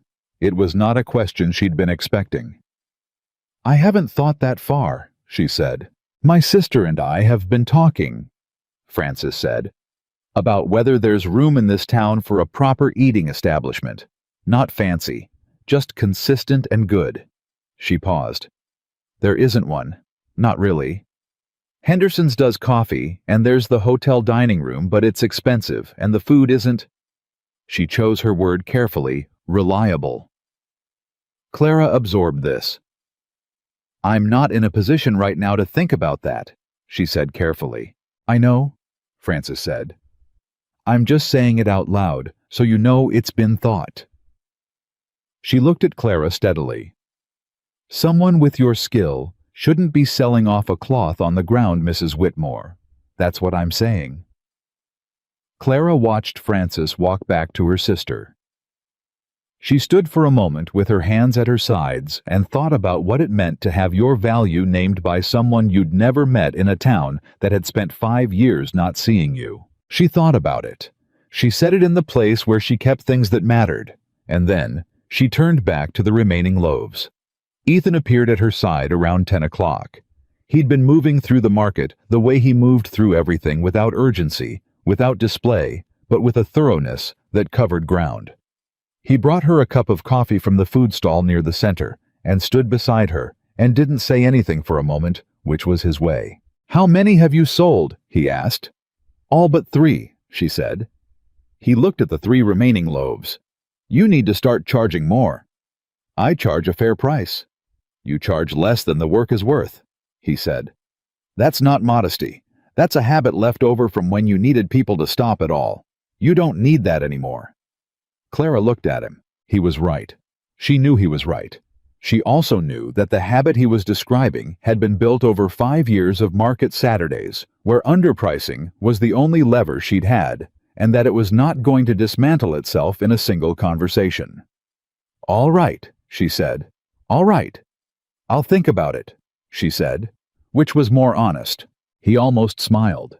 He was doing that more often, almost smiling, landing just at the edge of it, as if he'd relearned the geography of the expression after years of not using it. The morning went on. The market filled and moved and hummed with the particular energy of a small-town event that happens once a year and carries more weight than its size suggests. Clara sold the last 3 loaves by 11 o'clock, and stood with empty baskets and more money than she'd made in any single morning at the Saturday market. She was folding the cloth when she became aware of Richard Caldwell. Not his voice, not yet. His presence moving through the market the way a man moves when he owns a significant portion of it and knows that everyone he passes is aware of that fact. He was with 2 other men, both of whom Clara recognized as business associates of his, and he was speaking and gesturing with the ease of a man in his natural habitat.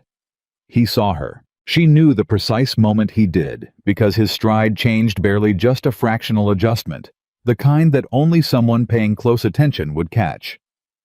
He recovered immediately. He continued his conversation. He did not look her direction again.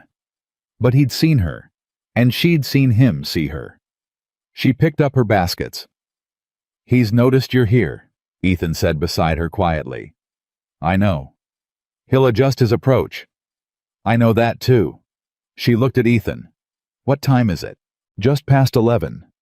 3 hours, she said. 3 hours, he confirmed. They were quiet for a moment. "I want to do something," Clara said. She said it slowly, because the idea was forming as she spoke it rather than arriving fully constructed. "Before this afternoon, I want to talk to people." Ethan looked at her. "What kind of talking?" "The kind I should have been doing for 5 years," she said. "Just talking, not defending myself, not explaining myself, just being present." She looked at the market around her. "I've been invisible in this town because I let myself be invisible.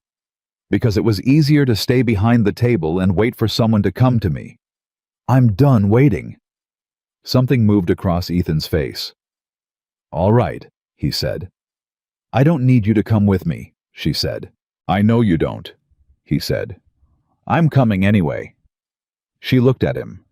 "Not to speak for you," he said. "Just to walk beside you." Clara held his gaze for a long moment. She thought about 5 years of walking through this town alone. She thought about the particular weight of that, not the hardship of it exactly, but the way it had accumulated into something she'd stopped noticing because it was always there. "All right," she said. They walked the Founders' Day market for 2 hours. Clara talked to people. She talked to ranchers' wives who'd seen her at the Saturday market and never stopped. She talked to the owner of the feed store who'd known George and had always been politely vague whenever she encountered him since. She talked to 3 women from the church committee who went through the full visible spectrum of guilt and discomfort and resolution in the space of one conversation, and she made it easy for them without making it dishonest because she was not interested in punishment. She was interested in connection, and those were different things. She did not talk about Richard Caldwell. She did not talk about Founders' Day, or speeches or business contracts or any of it. She talked about bread and weather and how the summer had been, and what people were planting and whether the Clearwater Road would need work before the fall. She talked like a woman who belonged in this town because she did belong in this town, and she had spent too long apologizing for that belonging without ever articulating it. At 12:30, Cord appeared. He came from the direction of Caldwell's section, walking with a purpose that told her he had something to say and had come specifically to say it. "There's talk," he said when he reached them. He looked at Ethan. "Caldwell's been moving through his people all morning. I've been listening." He paused. "He's not just going to give his usual speech this afternoon." Ethan looked at him. "What else?" "He's going to call for a public accounting," Cord said, "of certain business decisions made in this county this year that he says have been—" Cord chose the word carefully, inconsistent with the standards of reliable commerce. He looked at Clara. "He's going to name the Walker Ranch specifically. He's going to say Ethan hired someone unsuitable and that the community should hold him accountable for it." A silence. "He can't do that at a Founders' Day speech," Ethan said. His voice was level but had shifted. "He can, and he's going to," Cord said. "He's been setting it up all morning.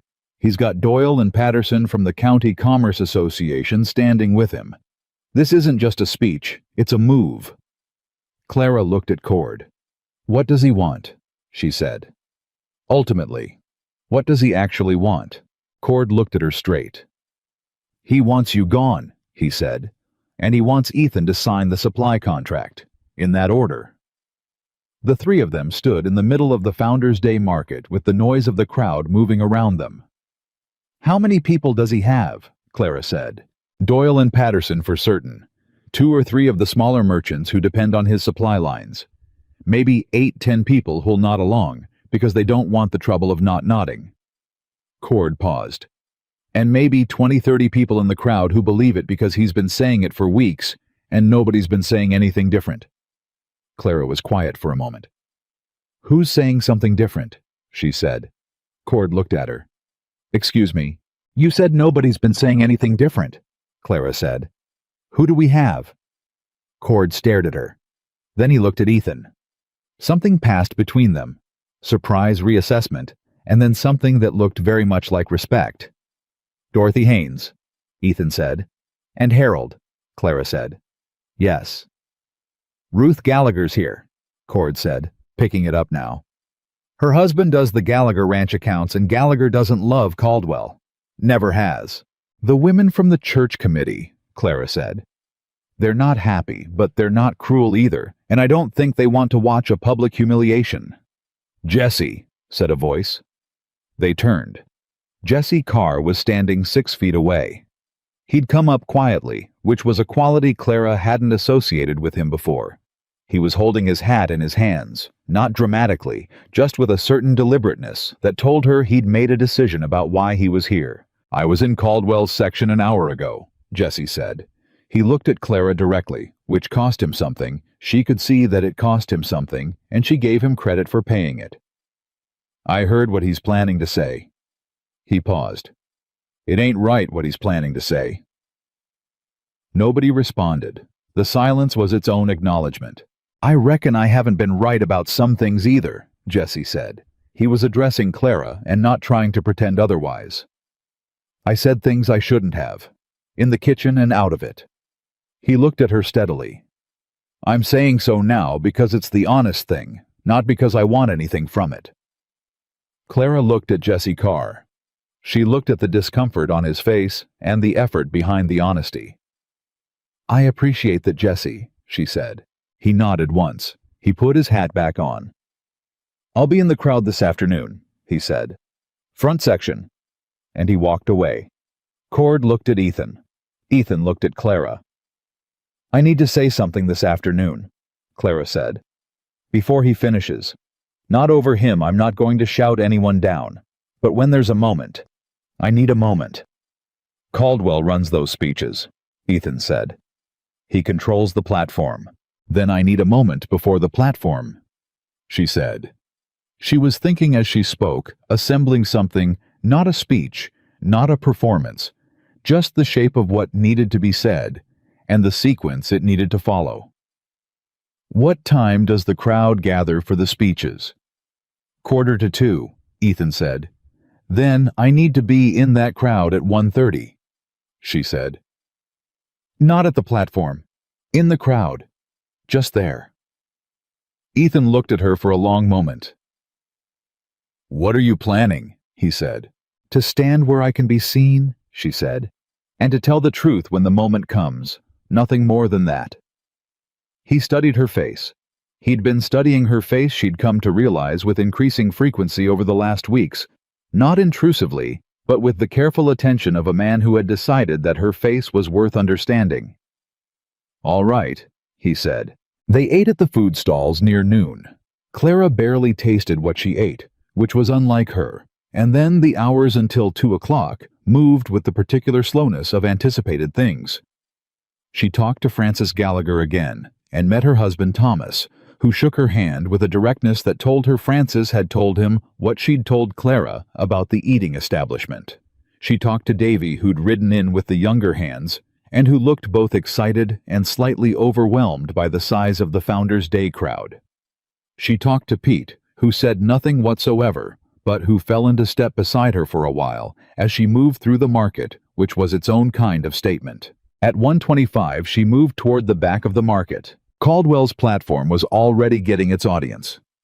People were drifting toward it the way they drift toward anything that promises the performance of importance, not quite intentionally, just as part of the natural movement of a crowd that has run out of other business. She moved through the crowd with Ethan and Cord, and she noticed with a tightening in her chest Holt, who had arrived at some point and positioned himself to her left without announcement or explanation. She didn't say anything to Holt. He didn't say anything to her.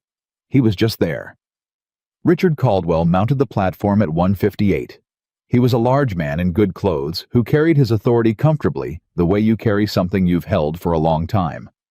He smiled at the crowd with the particular smile of a man who is about to do something unpleasant and has spent 20 years learning to look benevolent while doing it. He began with the things he always began with: Founders' Day, the county's history, the importance of sound commerce, the proud tradition of Red Hollow's business community.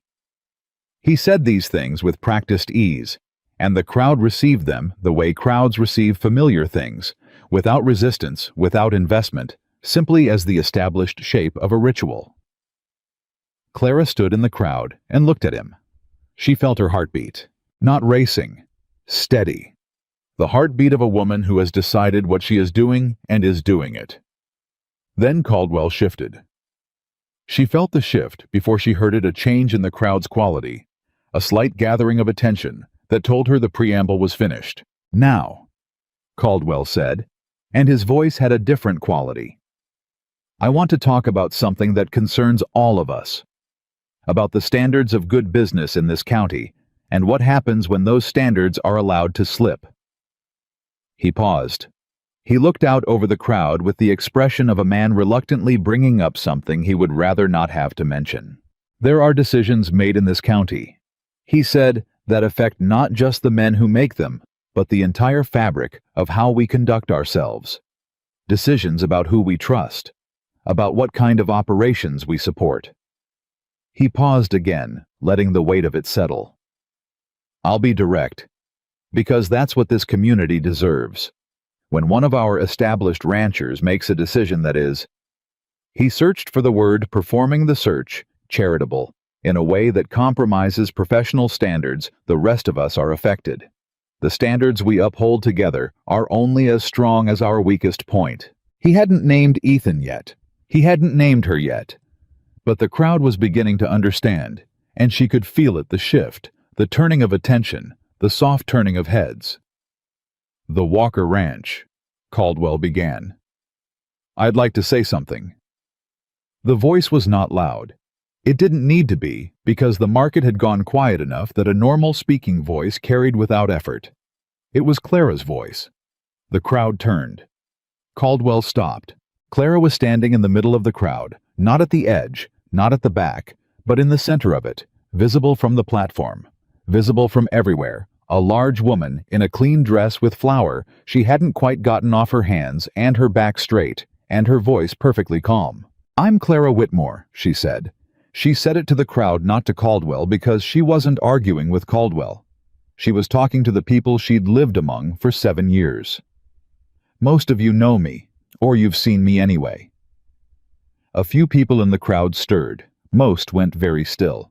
I've been at your Saturday market for 5 years, she said. I've stood behind that table every week, and I've watched most of you walk past. And I understand why you did, because I understood what you saw. You saw a fat widow with bread on a table, and you made a judgment, and you moved on. I won't pretend that didn't hurt, because it did. Somewhere in the crowd, a child made a small noise. Their mother hushed them. But I kept coming, Clara said. Because my mother told me you put your whole self into the work, and that's what I did. Every Saturday before sunrise, I put my whole self into it. Because that's what the work deserves, even when the people around it don't see it yet. She looked at Caldwell now. She looked at him directly and without flinching the way she'd been practicing for 6 weeks without knowing she was practicing it. Mr. Caldwell wants to talk about professional standards, she said. I think that's worth talking about. The professional standard of a man who goes to other ranchers in private to pull business from someone he's never met, whose food he's never tasted, whose work he's never seen, because she doesn't match his picture of who should be standing in a kitchen. She paused. That's not a standard of commerce. That's a standard of fear. Fear that someone unexpected might turn out to be capable. The crowd was so quiet now, she could hear the bunting on Caldwell's platform moving in the wind. I work for Ethan Walker, Clara said. Not because he pitied me. I know that's what's been said, and I know some of you believe it because it's the explanation that fits the picture you already had. But Ethan Walker hired me because he stopped at a market table and tasted honest work and recognized it for what it was. He hired me because I was the only person in that market who hadn't given up. She looked at the crowd. That's the whole story. It isn't dramatic, but it's true. She stopped. The silence held. Then Dorothy Haynes from the left side of the crowd said not loudly, but clearly, I've tasted her bread. She said it simply, as if she were correcting a factual error. It's the best bread in this county. Another voice, Ruth Gallagher from somewhere to the right. She's been cooking at Walker's for 6 weeks. My husband does business with Walker. He says the operation runs better than it has in years. Someone else Clara didn't see who said, I bought her cinnamon bread this morning. And then something happened that she had not planned for and could not have predicted, Cord said from directly behind Caldwell's platform, his voice carrying across the whole back section. I've been eating her cooking for 6 weeks. I'm 34 years old, and I've worked cattle ranches since I was 15.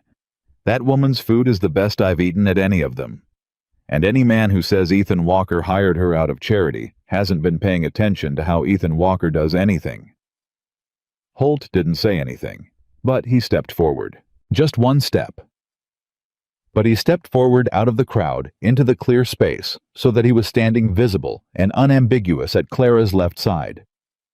And then Jesse. Jesse Carr, who had made a decision about who he was going to be and was apparently committed to it, stepped forward on her right. And then Davy, who was 17 and homesick and had eaten yellow rolls and wept for the taste of home, stepped forward beside Jesse and looked up at the platform with the particular fearless clarity of someone too young to know he's supposed to be afraid. Richard Caldwell stood on his platform. He looked at the people in front of him, the people he'd expected to be receiving his words and who were instead looking at a large woman in a clean dress with flour on her hands, who had walked into the middle of his annual performance and simply told the truth. He said nothing for a long moment. Then he began to speak again about commerce, about standards, about the county's traditions. But the quality of the crowd had changed irrevocably, the way a room changes after a window opens in it, and the words moved through something that was no longer the shape he'd prepared for. Clara listened to him finish. She did not interrupt again. She did not need to. She'd said what she came to say, and the crowd had heard it, and somewhere in the crowd, people were doing the slow internal work of revising what they thought they knew, not dramatically, not all at once, but in the quiet, incremental way that real change actually happens. Not a landslide. A shift in the ground beneath. When Caldwell finished, the applause was polite, not warm, not committed. The applause of people who have watched a man say words that no longer quite fit the shape of the moment. He descended from the platform without looking at Clara. She let him go. She turned to find Ethan standing behind her. He'd moved through the crowd while she was speaking, not to intervene, just to be where she could see him. He was looking at her with an expression she hadn't seen from him before. Not quite composed, more open than composed, the expression of a man confronting something he'd been carefully not confronting and had decided in the last 20 minutes to stop avoiding. "You didn't tell me you were going to do that," he said. "I didn't know I was going to do that," she said. His jaw moved. He looked at her for a long moment. "Clara," he said. "Don't say anything right now," she said. Her voice was not entirely steady. The steadiness that had carried her through the last half hour was doing what steadiness does after it has been thoroughly used. It was loosening very slightly at the edges. "I need a minute." "Take all the minutes you need," he said. She looked at him. She thought about the first morning at the market, his boots stopping in front of her table. She thought about the way he'd said, "This is the best bread I've had in years," without looking to see whether she was the kind of woman who deserved to be told that.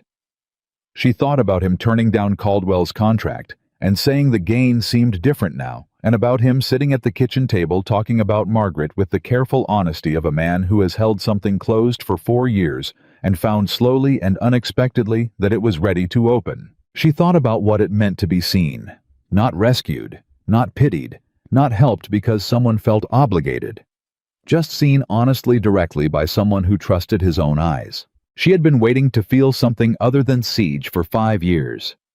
She had been surviving so efficiently and for so long that she'd stopped noticing the difference between surviving and living. And she was standing in the middle of the Founders' Day market, with flour on her hands, and empty bread baskets, and her whole self fully present, and the difference between surviving and living was becoming very clear. "All right," she said. "I've had my minute." Ethan looked at her. "I think," she said carefully, "that there are things we should talk about. When we get back to the ranch. Things that aren't about Caldwell, or the market, or the kitchen." He was very still. "Are you sure?" he said. Not cautiously, with the steadiness of a man asking a sincere question and prepared to honor whichever answer he received. "I've been sure about very few things in my life," Clara said. "But I'm sure about the bread. And I'm sure about you." For a moment, he simply looked at her. Then Ethan Walker reached up and touched the brim of his hat. A small gesture, genuine and old-fashioned, and entirely his own, and something in his face did what it had been almost doing for 6 weeks. It completed. He smiled. Not the almost version. The real one. Clara felt it land in the center of her chest like something long held finally set down. Around them, the Founders' Day market went on. Cord was somewhere nearby saying something to Holt that was making Holt's shoulders shake with suppressed laughter she'd never seen Holt laugh before, and made a mental note to find out what Cord had said.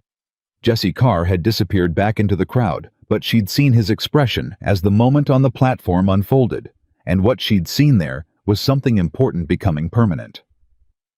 Davy was talking to Dorothy Haynes of all people, and Dorothy was listening to him with what appeared to be genuine interest. The afternoon light was doing what late summer Montana light does in the late afternoon, going gold and long and generous, the kind of light that makes everything it touches look like it was placed there on purpose. Clara picked up her empty baskets. "Let's go home," she said. Ethan took the baskets from her, and they walked back through the Founders' Day market toward the wagon, and the people they passed made room for them. Not dramatically, not with any particular ceremony. Just the ordinary unforced adjustment of people, recognizing that someone belongs where she is. Clara Whitmore walked through the middle of Red Hollow in the golden afternoon light, and nobody turned away. Nobody whispered. Nobody moved their skirts aside. They just let her pass the way you let someone pass, when you have remembered, or perhaps understood for the first time, that she was there all along. They drove home from a Founders' Day in the long gold light of the late afternoon, and the road back to Walker Ranch felt different from every other time Clara had traveled it. She couldn't have said precisely what was different. The road was the same road, the wagon was the same wagon Bess moved at the same steady pace she always moved. But something in the quality of the air between her and Ethan had changed the way air changes after a storm has passed through it cleaner and more honest than it was before. They didn't talk for the first mile. That was all right. They had gotten very good over 6 weeks of early mornings and long evenings, and the particular intimacy of a shared working kitchen at the kind of silence that doesn't need to be filled. Then Ethan said, "What Francis Gallagher said to you this morning." Clara looked at him. "You heard that?" "I was nearby." "She was being kind. She was being accurate," Ethan said. He kept his eyes on the road. "There isn't a decent eating establishment in Red Hollow. There hasn't been since old McCreary's closed 4 years back. Every traveler who comes through on the Clearwater Road has to go to the hotel dining room and pay 3 times what the food is worth for half the quality." Clara was quiet. "I'm not saying it has to be now," Ethan said. "I'm saying it should be thought about." "I'm thinking about it," she said. He nodded once, and they rode the rest of the way home in the particular silence of two people who have established the existence of a future without yet deciding what shape it will take. And that was enough for now. The ranch was quiet when they got back. The hands were in from the day the evening settling over the buildings in that long Montana summer way that makes the light seem reluctant to leave. Clara put the empty baskets in the kitchen and stood for a moment in the center of the room she'd been working in for 6 weeks. And she felt what she always felt here, the solidity of it, the rightness of it, the sense of a space that was exactly the right size for the work it held. She heard Ethan on the porch. She went to the door. He was standing at the porch rail, looking out at the eastern pasture where the last of the light was doing what it did, burning itself gold and orange across the grass before it went. He had his hat in his hands. She'd noticed that he held his hat when he was thinking through something that required his full attention. "Ethan," she said. He turned. "Come inside," she said. "I'll make coffee." He came inside. She made coffee. He sat at the prep table where he'd sat on the evening of their first real conversation, and she stood at the stove with her back to him, the way she'd learned to stand when the conversation was going somewhere that required a little bit of distance to manage, and she said, "What did you want to say?" "Earlier at the market." He was quiet for a moment. "I wanted to say what I said in this kitchen 3 nights ago," he said. "And then some." She turned to look at him. "When Margaret died," he said, "I shut down everything that wasn't practical. Not on purpose. Just the parts of me that weren't about the work, about the ranch, about the hands and the cattle and the accounts, those parts went somewhere I couldn't find them. For 4 years. He looked at his hands on the table. "I told myself that was just how grief worked, that it was right, that a man with responsibilities didn't have room for... He stopped, started again. For wanting things that weren't about survival. Clara poured the coffee and brought it to the table and sat down. "And then you showed up at my market table," she said. "And then I showed up at your market table," he agreed. "And you told me the starter was 11 years old and I thought about my mother." He looked up at her. "And I hired you, and you came to this kitchen, and you worked, and you were exactly what you are. Exactly completely what you are, without any apology or adjustment for anyone's expectations." And something in those parts of me that had gone somewhere started coming back. Clara wrapped both hands around her coffee cup. "That's a lot to lay at the feet of a cinnamon loaf," she said. His expression did the thing she loved most, the corner of his mouth, the almost smile that had become the full smile this afternoon, and which she was going to spend the rest of her life, she suspected, finding reasons to see. "It wasn't just the bread," he said. "I know," she said. They looked at each other across the table. "I'm not a simple proposition," Clara said. She said it honestly, without performance. "I'm a large woman who has been surviving alone for 5 years, and I have habits that survive on their own now, whether I want them to or not. I'm proud, probably more than is comfortable for the people around me. I have opinions about kitchens, and I hold them without apology. I'm not..." She paused. "I'm not the kind of woman who makes things easy." "I know that," Ethan said. "You should know it clearly," she said, "before you say whatever you're working toward saying." He looked at her for a long, steady moment. "Clara Whitmore," he said, "I have spent 4 years running a cattle ranch in Montana by myself. I have managed 32 men, a breeding program, 3 miles of fence line, a water rights dispute with the county, and the deaths of 2 good horses and a cattle dog I was extremely fond of. Easy is not what I'm looking for." He paused. "What I'm looking for is what I found at that market table, what I found in this kitchen, what I watched stand up in front of a crowd today and say the truth out loud because it needed saying." He looked at her directly. "What I found is you." The kitchen was very quiet. Outside, somewhere in the cottonwoods along the creek, something called once and went silent. Clara looked at the man across the table from her. She looked at the weathered steadiness of his face and the careful honesty of his eyes and the hat in his hands, and thought about the first morning she'd woken up in this kitchen before 4 o'clock in the dark and thought, here finally is a space that is the right size. She had been thinking about the kitchen. She understood now that she had been thinking about more than the kitchen. "All right," she said. Her voice was not as steady as she would have preferred, but she had decided that pretending to steadiness she didn't feel was a habit she was done with, right along with underpricing the bread. "All right, Ethan." He reached across the table and put his hand over hers. He didn't say anything. He didn't need to. His hand over hers was its own language, warm, unhurried, certain. And Clara sat with that certainty and felt it move through her, the way warmth moves through a cold room slowly, and then all at once. They sat at the kitchen table until the light outside went completely and the stars came in over the Montana hills, and they talked about Margaret, and about George, and about grief, and about what it costs to carry something alone for years, and what it means finally to set it down somewhere safe. They talked about Francis Gallagher's idea and what a proper eating establishment would require, and where along the Clearwater Road it might make sense. They talked about Davy and his yellow rolls, and whether buttermilk was indeed the missing ingredient, and about Holt's wife and the sourdough starter, and about the look on Jesse Carr's face when Cord had finished talking and the crowd had turned. They talked the way people talk when they have been careful with each other for a long time, and have finally decided to stop being careful openly, without the guarding, with the particular relief of 2 people discovering that what's on the other side of the wall is better than what they'd been protecting themselves from. At 9 o'clock, Clara said she had to be up at 4. Ethan said he knew. He stood and put on his hat, and then stopped at the kitchen door. "Next Saturday," he said. She looked at him. "The market," he said. "I'd like to go with you. Not to run the table, just to be there." Clara considered this. "I'm going to charge more for the bread," she said. "Good," he said. "And I'm going to need a proper table this time, not a cloth on the ground." I'll build you one this week."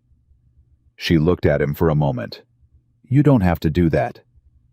"I know I don't," he said. "Good night, Clara."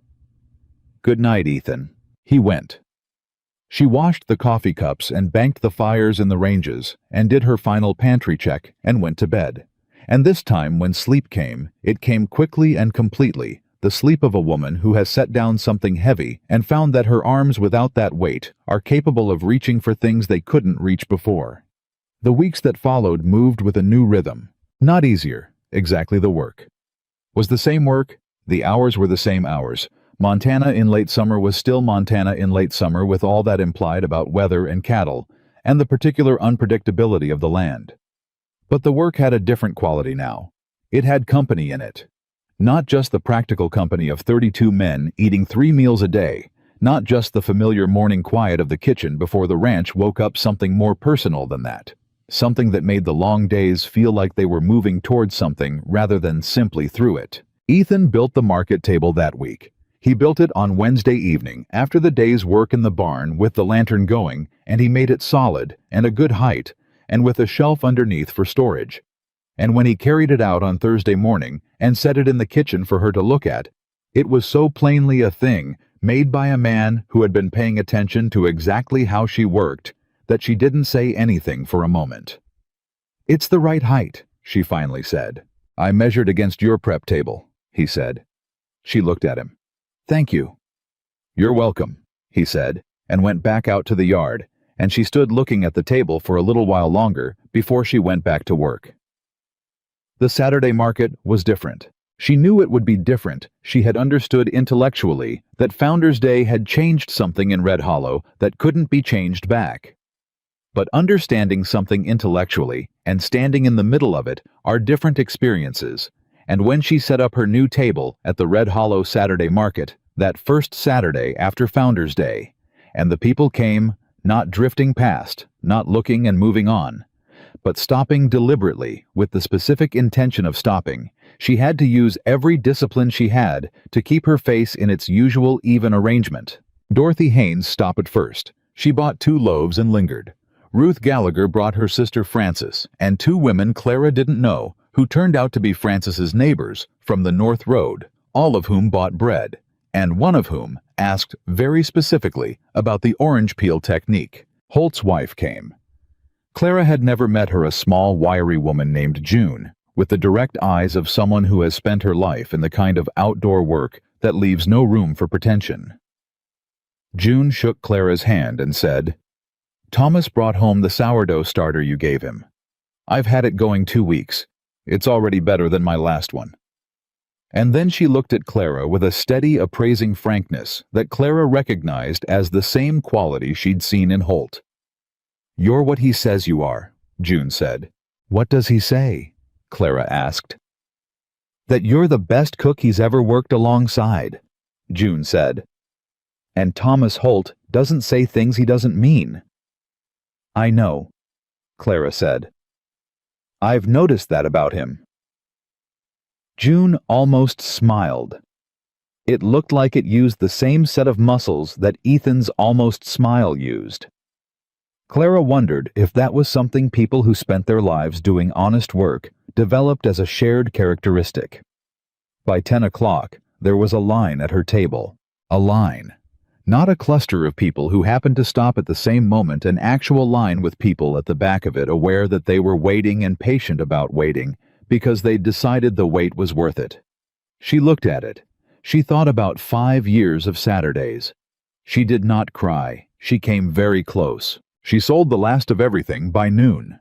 She had priced it all at what Ethan had said what the work was worth, not what she thought people would tolerate.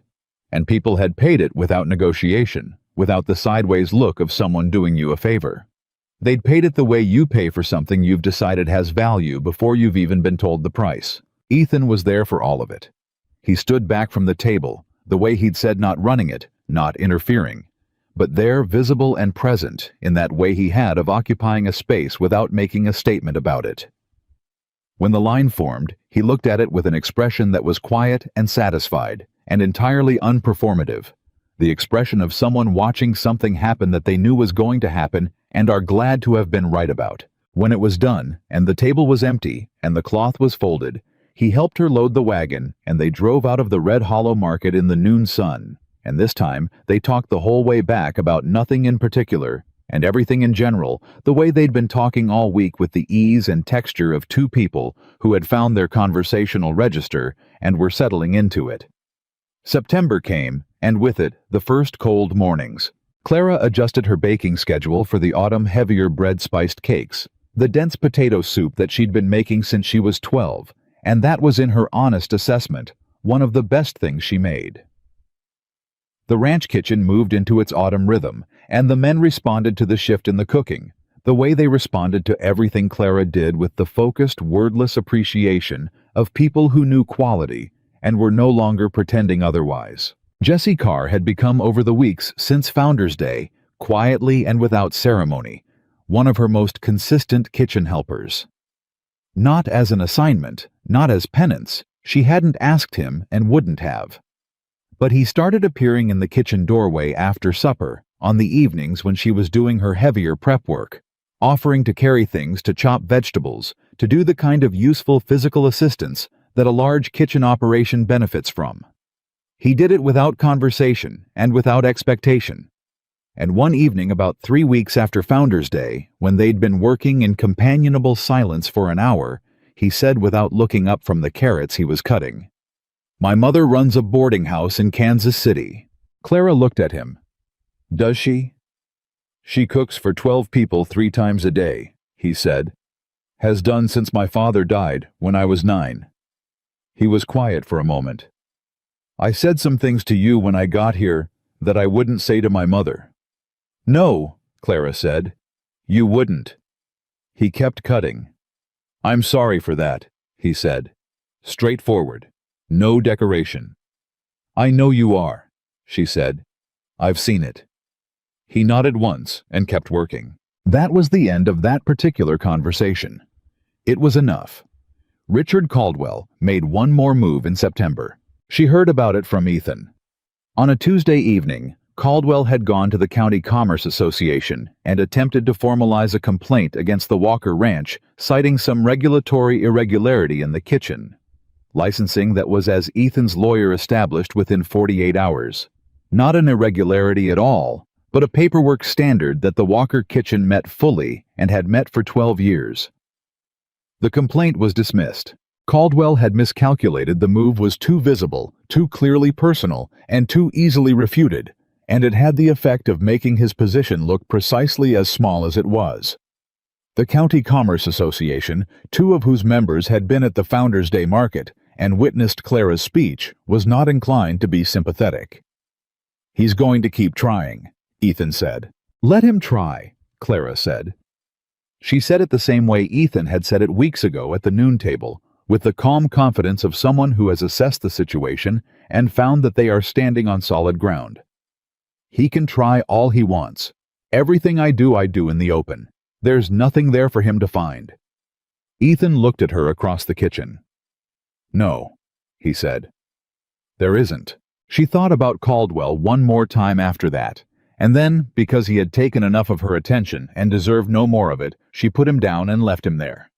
October came in cold and bright. Frances Gallagher came to the ranch one Wednesday morning with her husband Thomas, and they sat at the kitchen table and laid out on it a set of papers that turned out to be a survey of a property on the Clearwater Road, a building that had been a trading post 20 years back and had been sitting empty for the last 3 structurally sound, good location, reasonable price. "It needs a kitchen renovation," Frances said, "but the bones are good."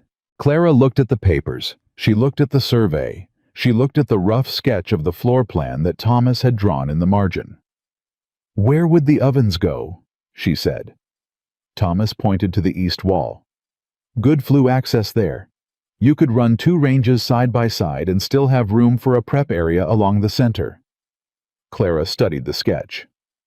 "The windows," she said. "I need north-facing windows for a working kitchen. The light is more consistent." "There are 2 windows on the north wall already," Frances said. "We could add a 3rd. Clara looked up at Frances. "Why are you doing this?" she said, not suspiciously, genuinely. You don't know me well." Frances looked at her with the directness of a woman who has decided to stop being indirect about things that matter. "I know what I tasted at the Founders' Day market," she said. "And I know what I saw that afternoon at the speeches. And I know that good things in this county have been in short supply for a while."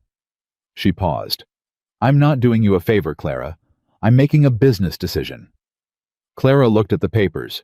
She thought about her mother's kitchen and the smell of bread rising. She thought about 5 years of market Saturdays. She thought about Ethan stopping in front of her table. She thought about Holt's wife and the sourdough starter and Davy's yellow rolls and Jessie cutting carrots in the evening kitchen without being asked.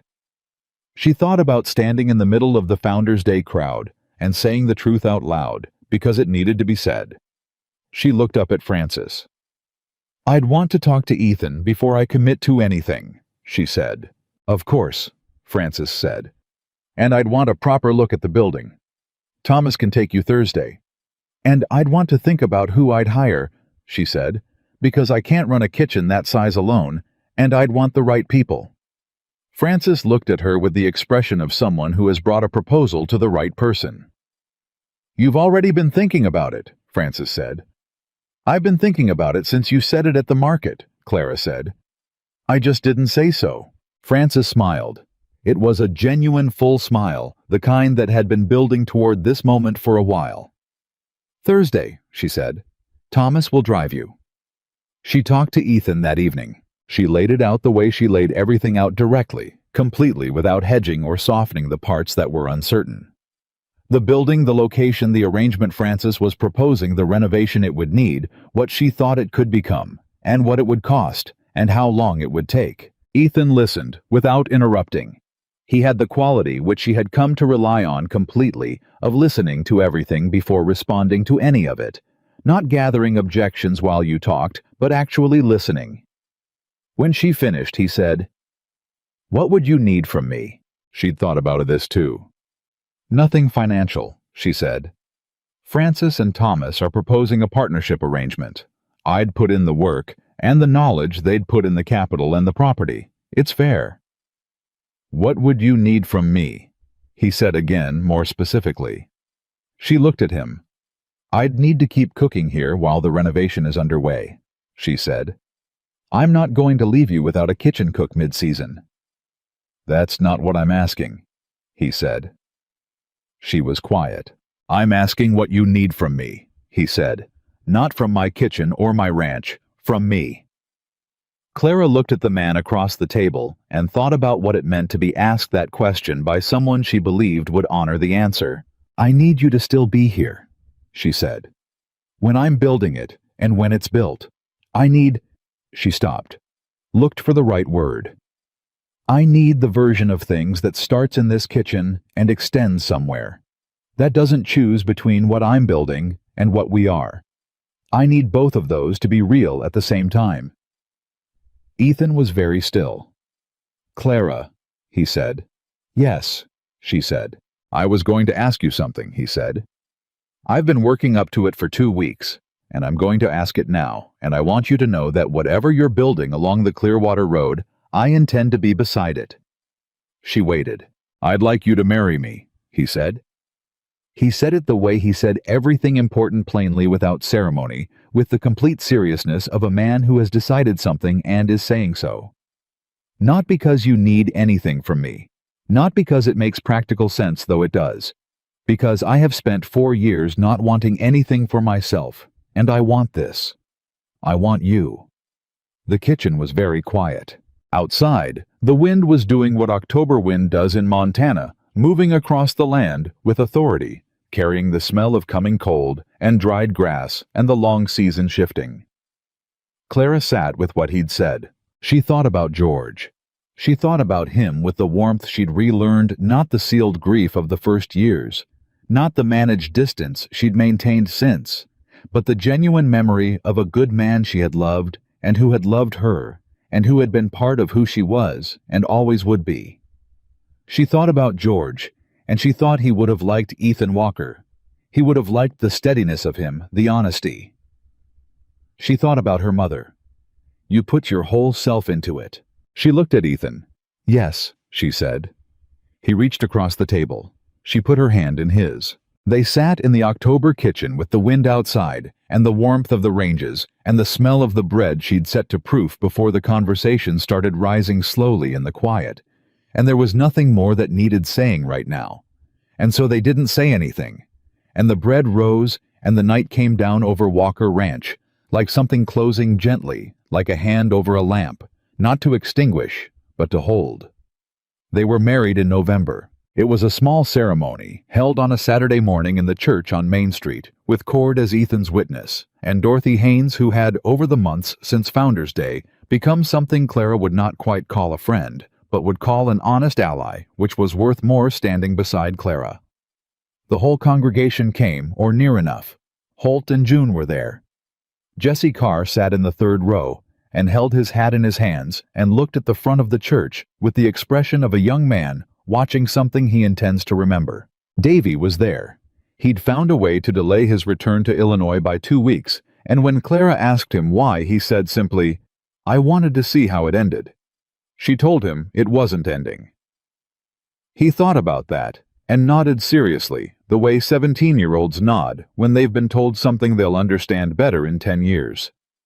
Richard Caldwell was not there. Richard Caldwell had in the month since Founder's Day found that the particular authority he'd built over 20 years was not quite as solid as it had seemed when it went unexamined, and that when one woman stood in the middle of a Founder's Day market and said a plain true thing in public, the examining had a tendency to accelerate. He was still operating, still supplying, still a commercial force in Red Hollow. But the county operated around him now with a slight difference in angle, not dramatically, but measurably the way a river adjusts its course around something that has shifted in its bed. Clara did not think about him at her wedding. She thought about bread. Specifically, she thought about the fact that she had the rolls rising back at the ranch kitchen, because the reception after the ceremony was at the ranch, and she had planned the food herself naturally, and the rolls needed to come out of the oven no later than 1 o'clock, or they'd go past their best, and she'd been tracking the time with one part of her mind through the entire ceremony. Ethan caught her expression during the final blessing and leaned very slightly toward her and said under his breath, "The rolls." She looked at him. "I know you're thinking about the rolls," he said, almost smiling, the full version. "I'm thinking about you," she said, "and the rolls." "That's enough," he said. "It's everything," she said, and the minister said, "Amen." And Cord laughed from the front row, and outside, the November sun came through the church windows at a low winter angle and fell across the two of them in the particular way that light falls across things that have found their right place. The restaurant opened in March. They called it simply Whitmore's, because Clara was not a woman who needed to complicate what was clear. It opened on the Clearwater Road in the building Thomas Gallagher had renovated through December and January, with the 2 cast-iron ranges on the east wall and the north-facing windows that let in the consistent light, and the prep table in the center that was the exact right height. It became within 3 weeks the thing Francis had said it could be, the place travelers stopped, the place locals came on Saturdays, the place that the county gradually recognized as something it had been needing without knowing it needed it. Clara hired 2 women in the first month. One was a widow herself. Younger recently arrived in Red Hollow with 2 children and no reliable income. The other was a girl of 19 who'd been working at Henderson's coffee stand, and had Clara saw, when she watched her work for 20 minutes, a natural sense of kitchen rhythm that only needed room. She taught them the way her mother had taught her. You put your whole self into it. She said it to them, not as a prescription, but as a description, as what she had observed to be true through 11 years of a sourdough starter and 5 years of market Saturdays, and one afternoon in the middle of a crowd when she'd said the truth out loud and found it had weight. On the first Saturday, the restaurant was open. A woman came in with her daughter, 8 years old, dark-haired, reaching for the bread on the counter, with the guileless hunger of a child who doesn't yet know that some things are not for her. The mother started to take the child's hand back. Clara said, "Let her." She cut the girl a piece of the cinnamon bread with the orange peel folded in. The girl bit into it, and her eyes went wide with the specific, uncomplicated delight of someone tasting something wonderful for the first time. "What's in it?" the mother asked. "Sourdough starter," Clara said. "Brown sugar, cinnamon, orange peel. I've had the starter going 12 years now." 12 years, the mother said. She looked at Clara the way people were beginning to look at Clara in Red Hollow, not with the old assessment, the looking past the judgment worn smooth with practice, with the honest curiosity of someone seeing what's actually there. "What do you do with it when you travel?" "Take it with me," Clara said. "You don't leave behind what's taken years to build." The mother bought 2 loaves and a pie and came back the following Saturday with her sister. Ethan was there that first Saturday, and the one after, and the one after that, not managing, not overseeing, just present in the way he'd been at the Founders' Day market, sitting at the corner table with his coffee, and his quiet, watching his wife work with the same expression he'd had when he first watched her at the market table in June. The expression of a man who stopped in front of something on a summer morning because the smell of the bread reached him before he'd decided to stop, and found when he stopped that he'd been looking for exactly this for a long time without having the right word for what he was looking for. He had the word now. He had her. And Clara Whitmore. Clara Walker now, though, she kept Whitmore for the restaurant because it was what she'd built under and what she intended to honor. Stood in her own kitchen on the Clearwater Road in the March light with flour on her hands, and her starter on the shelf where she could see it, and her husband at the corner table, and 2 women learning the rhythm of the kitchen behind her. And she was exactly where she was supposed to be. She had not been rescued. She had not been saved. She had been seen once by one person on one summer morning. And that was all it had taken, because the rest of it had always been there waiting for room. The bread was rising. Her whole self was in it, the way it had always been in it, the way it always would be. And Clara Walker looked at what she'd built and understood fully.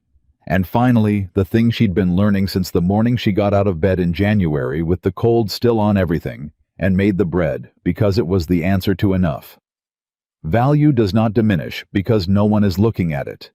It waits, patient as a sourdough starter, alive in the dark, ready for the moment someone finally stops and takes the first bite. And from that moment, that single ordinary world-shifting moment, everything else becomes possible. Everything.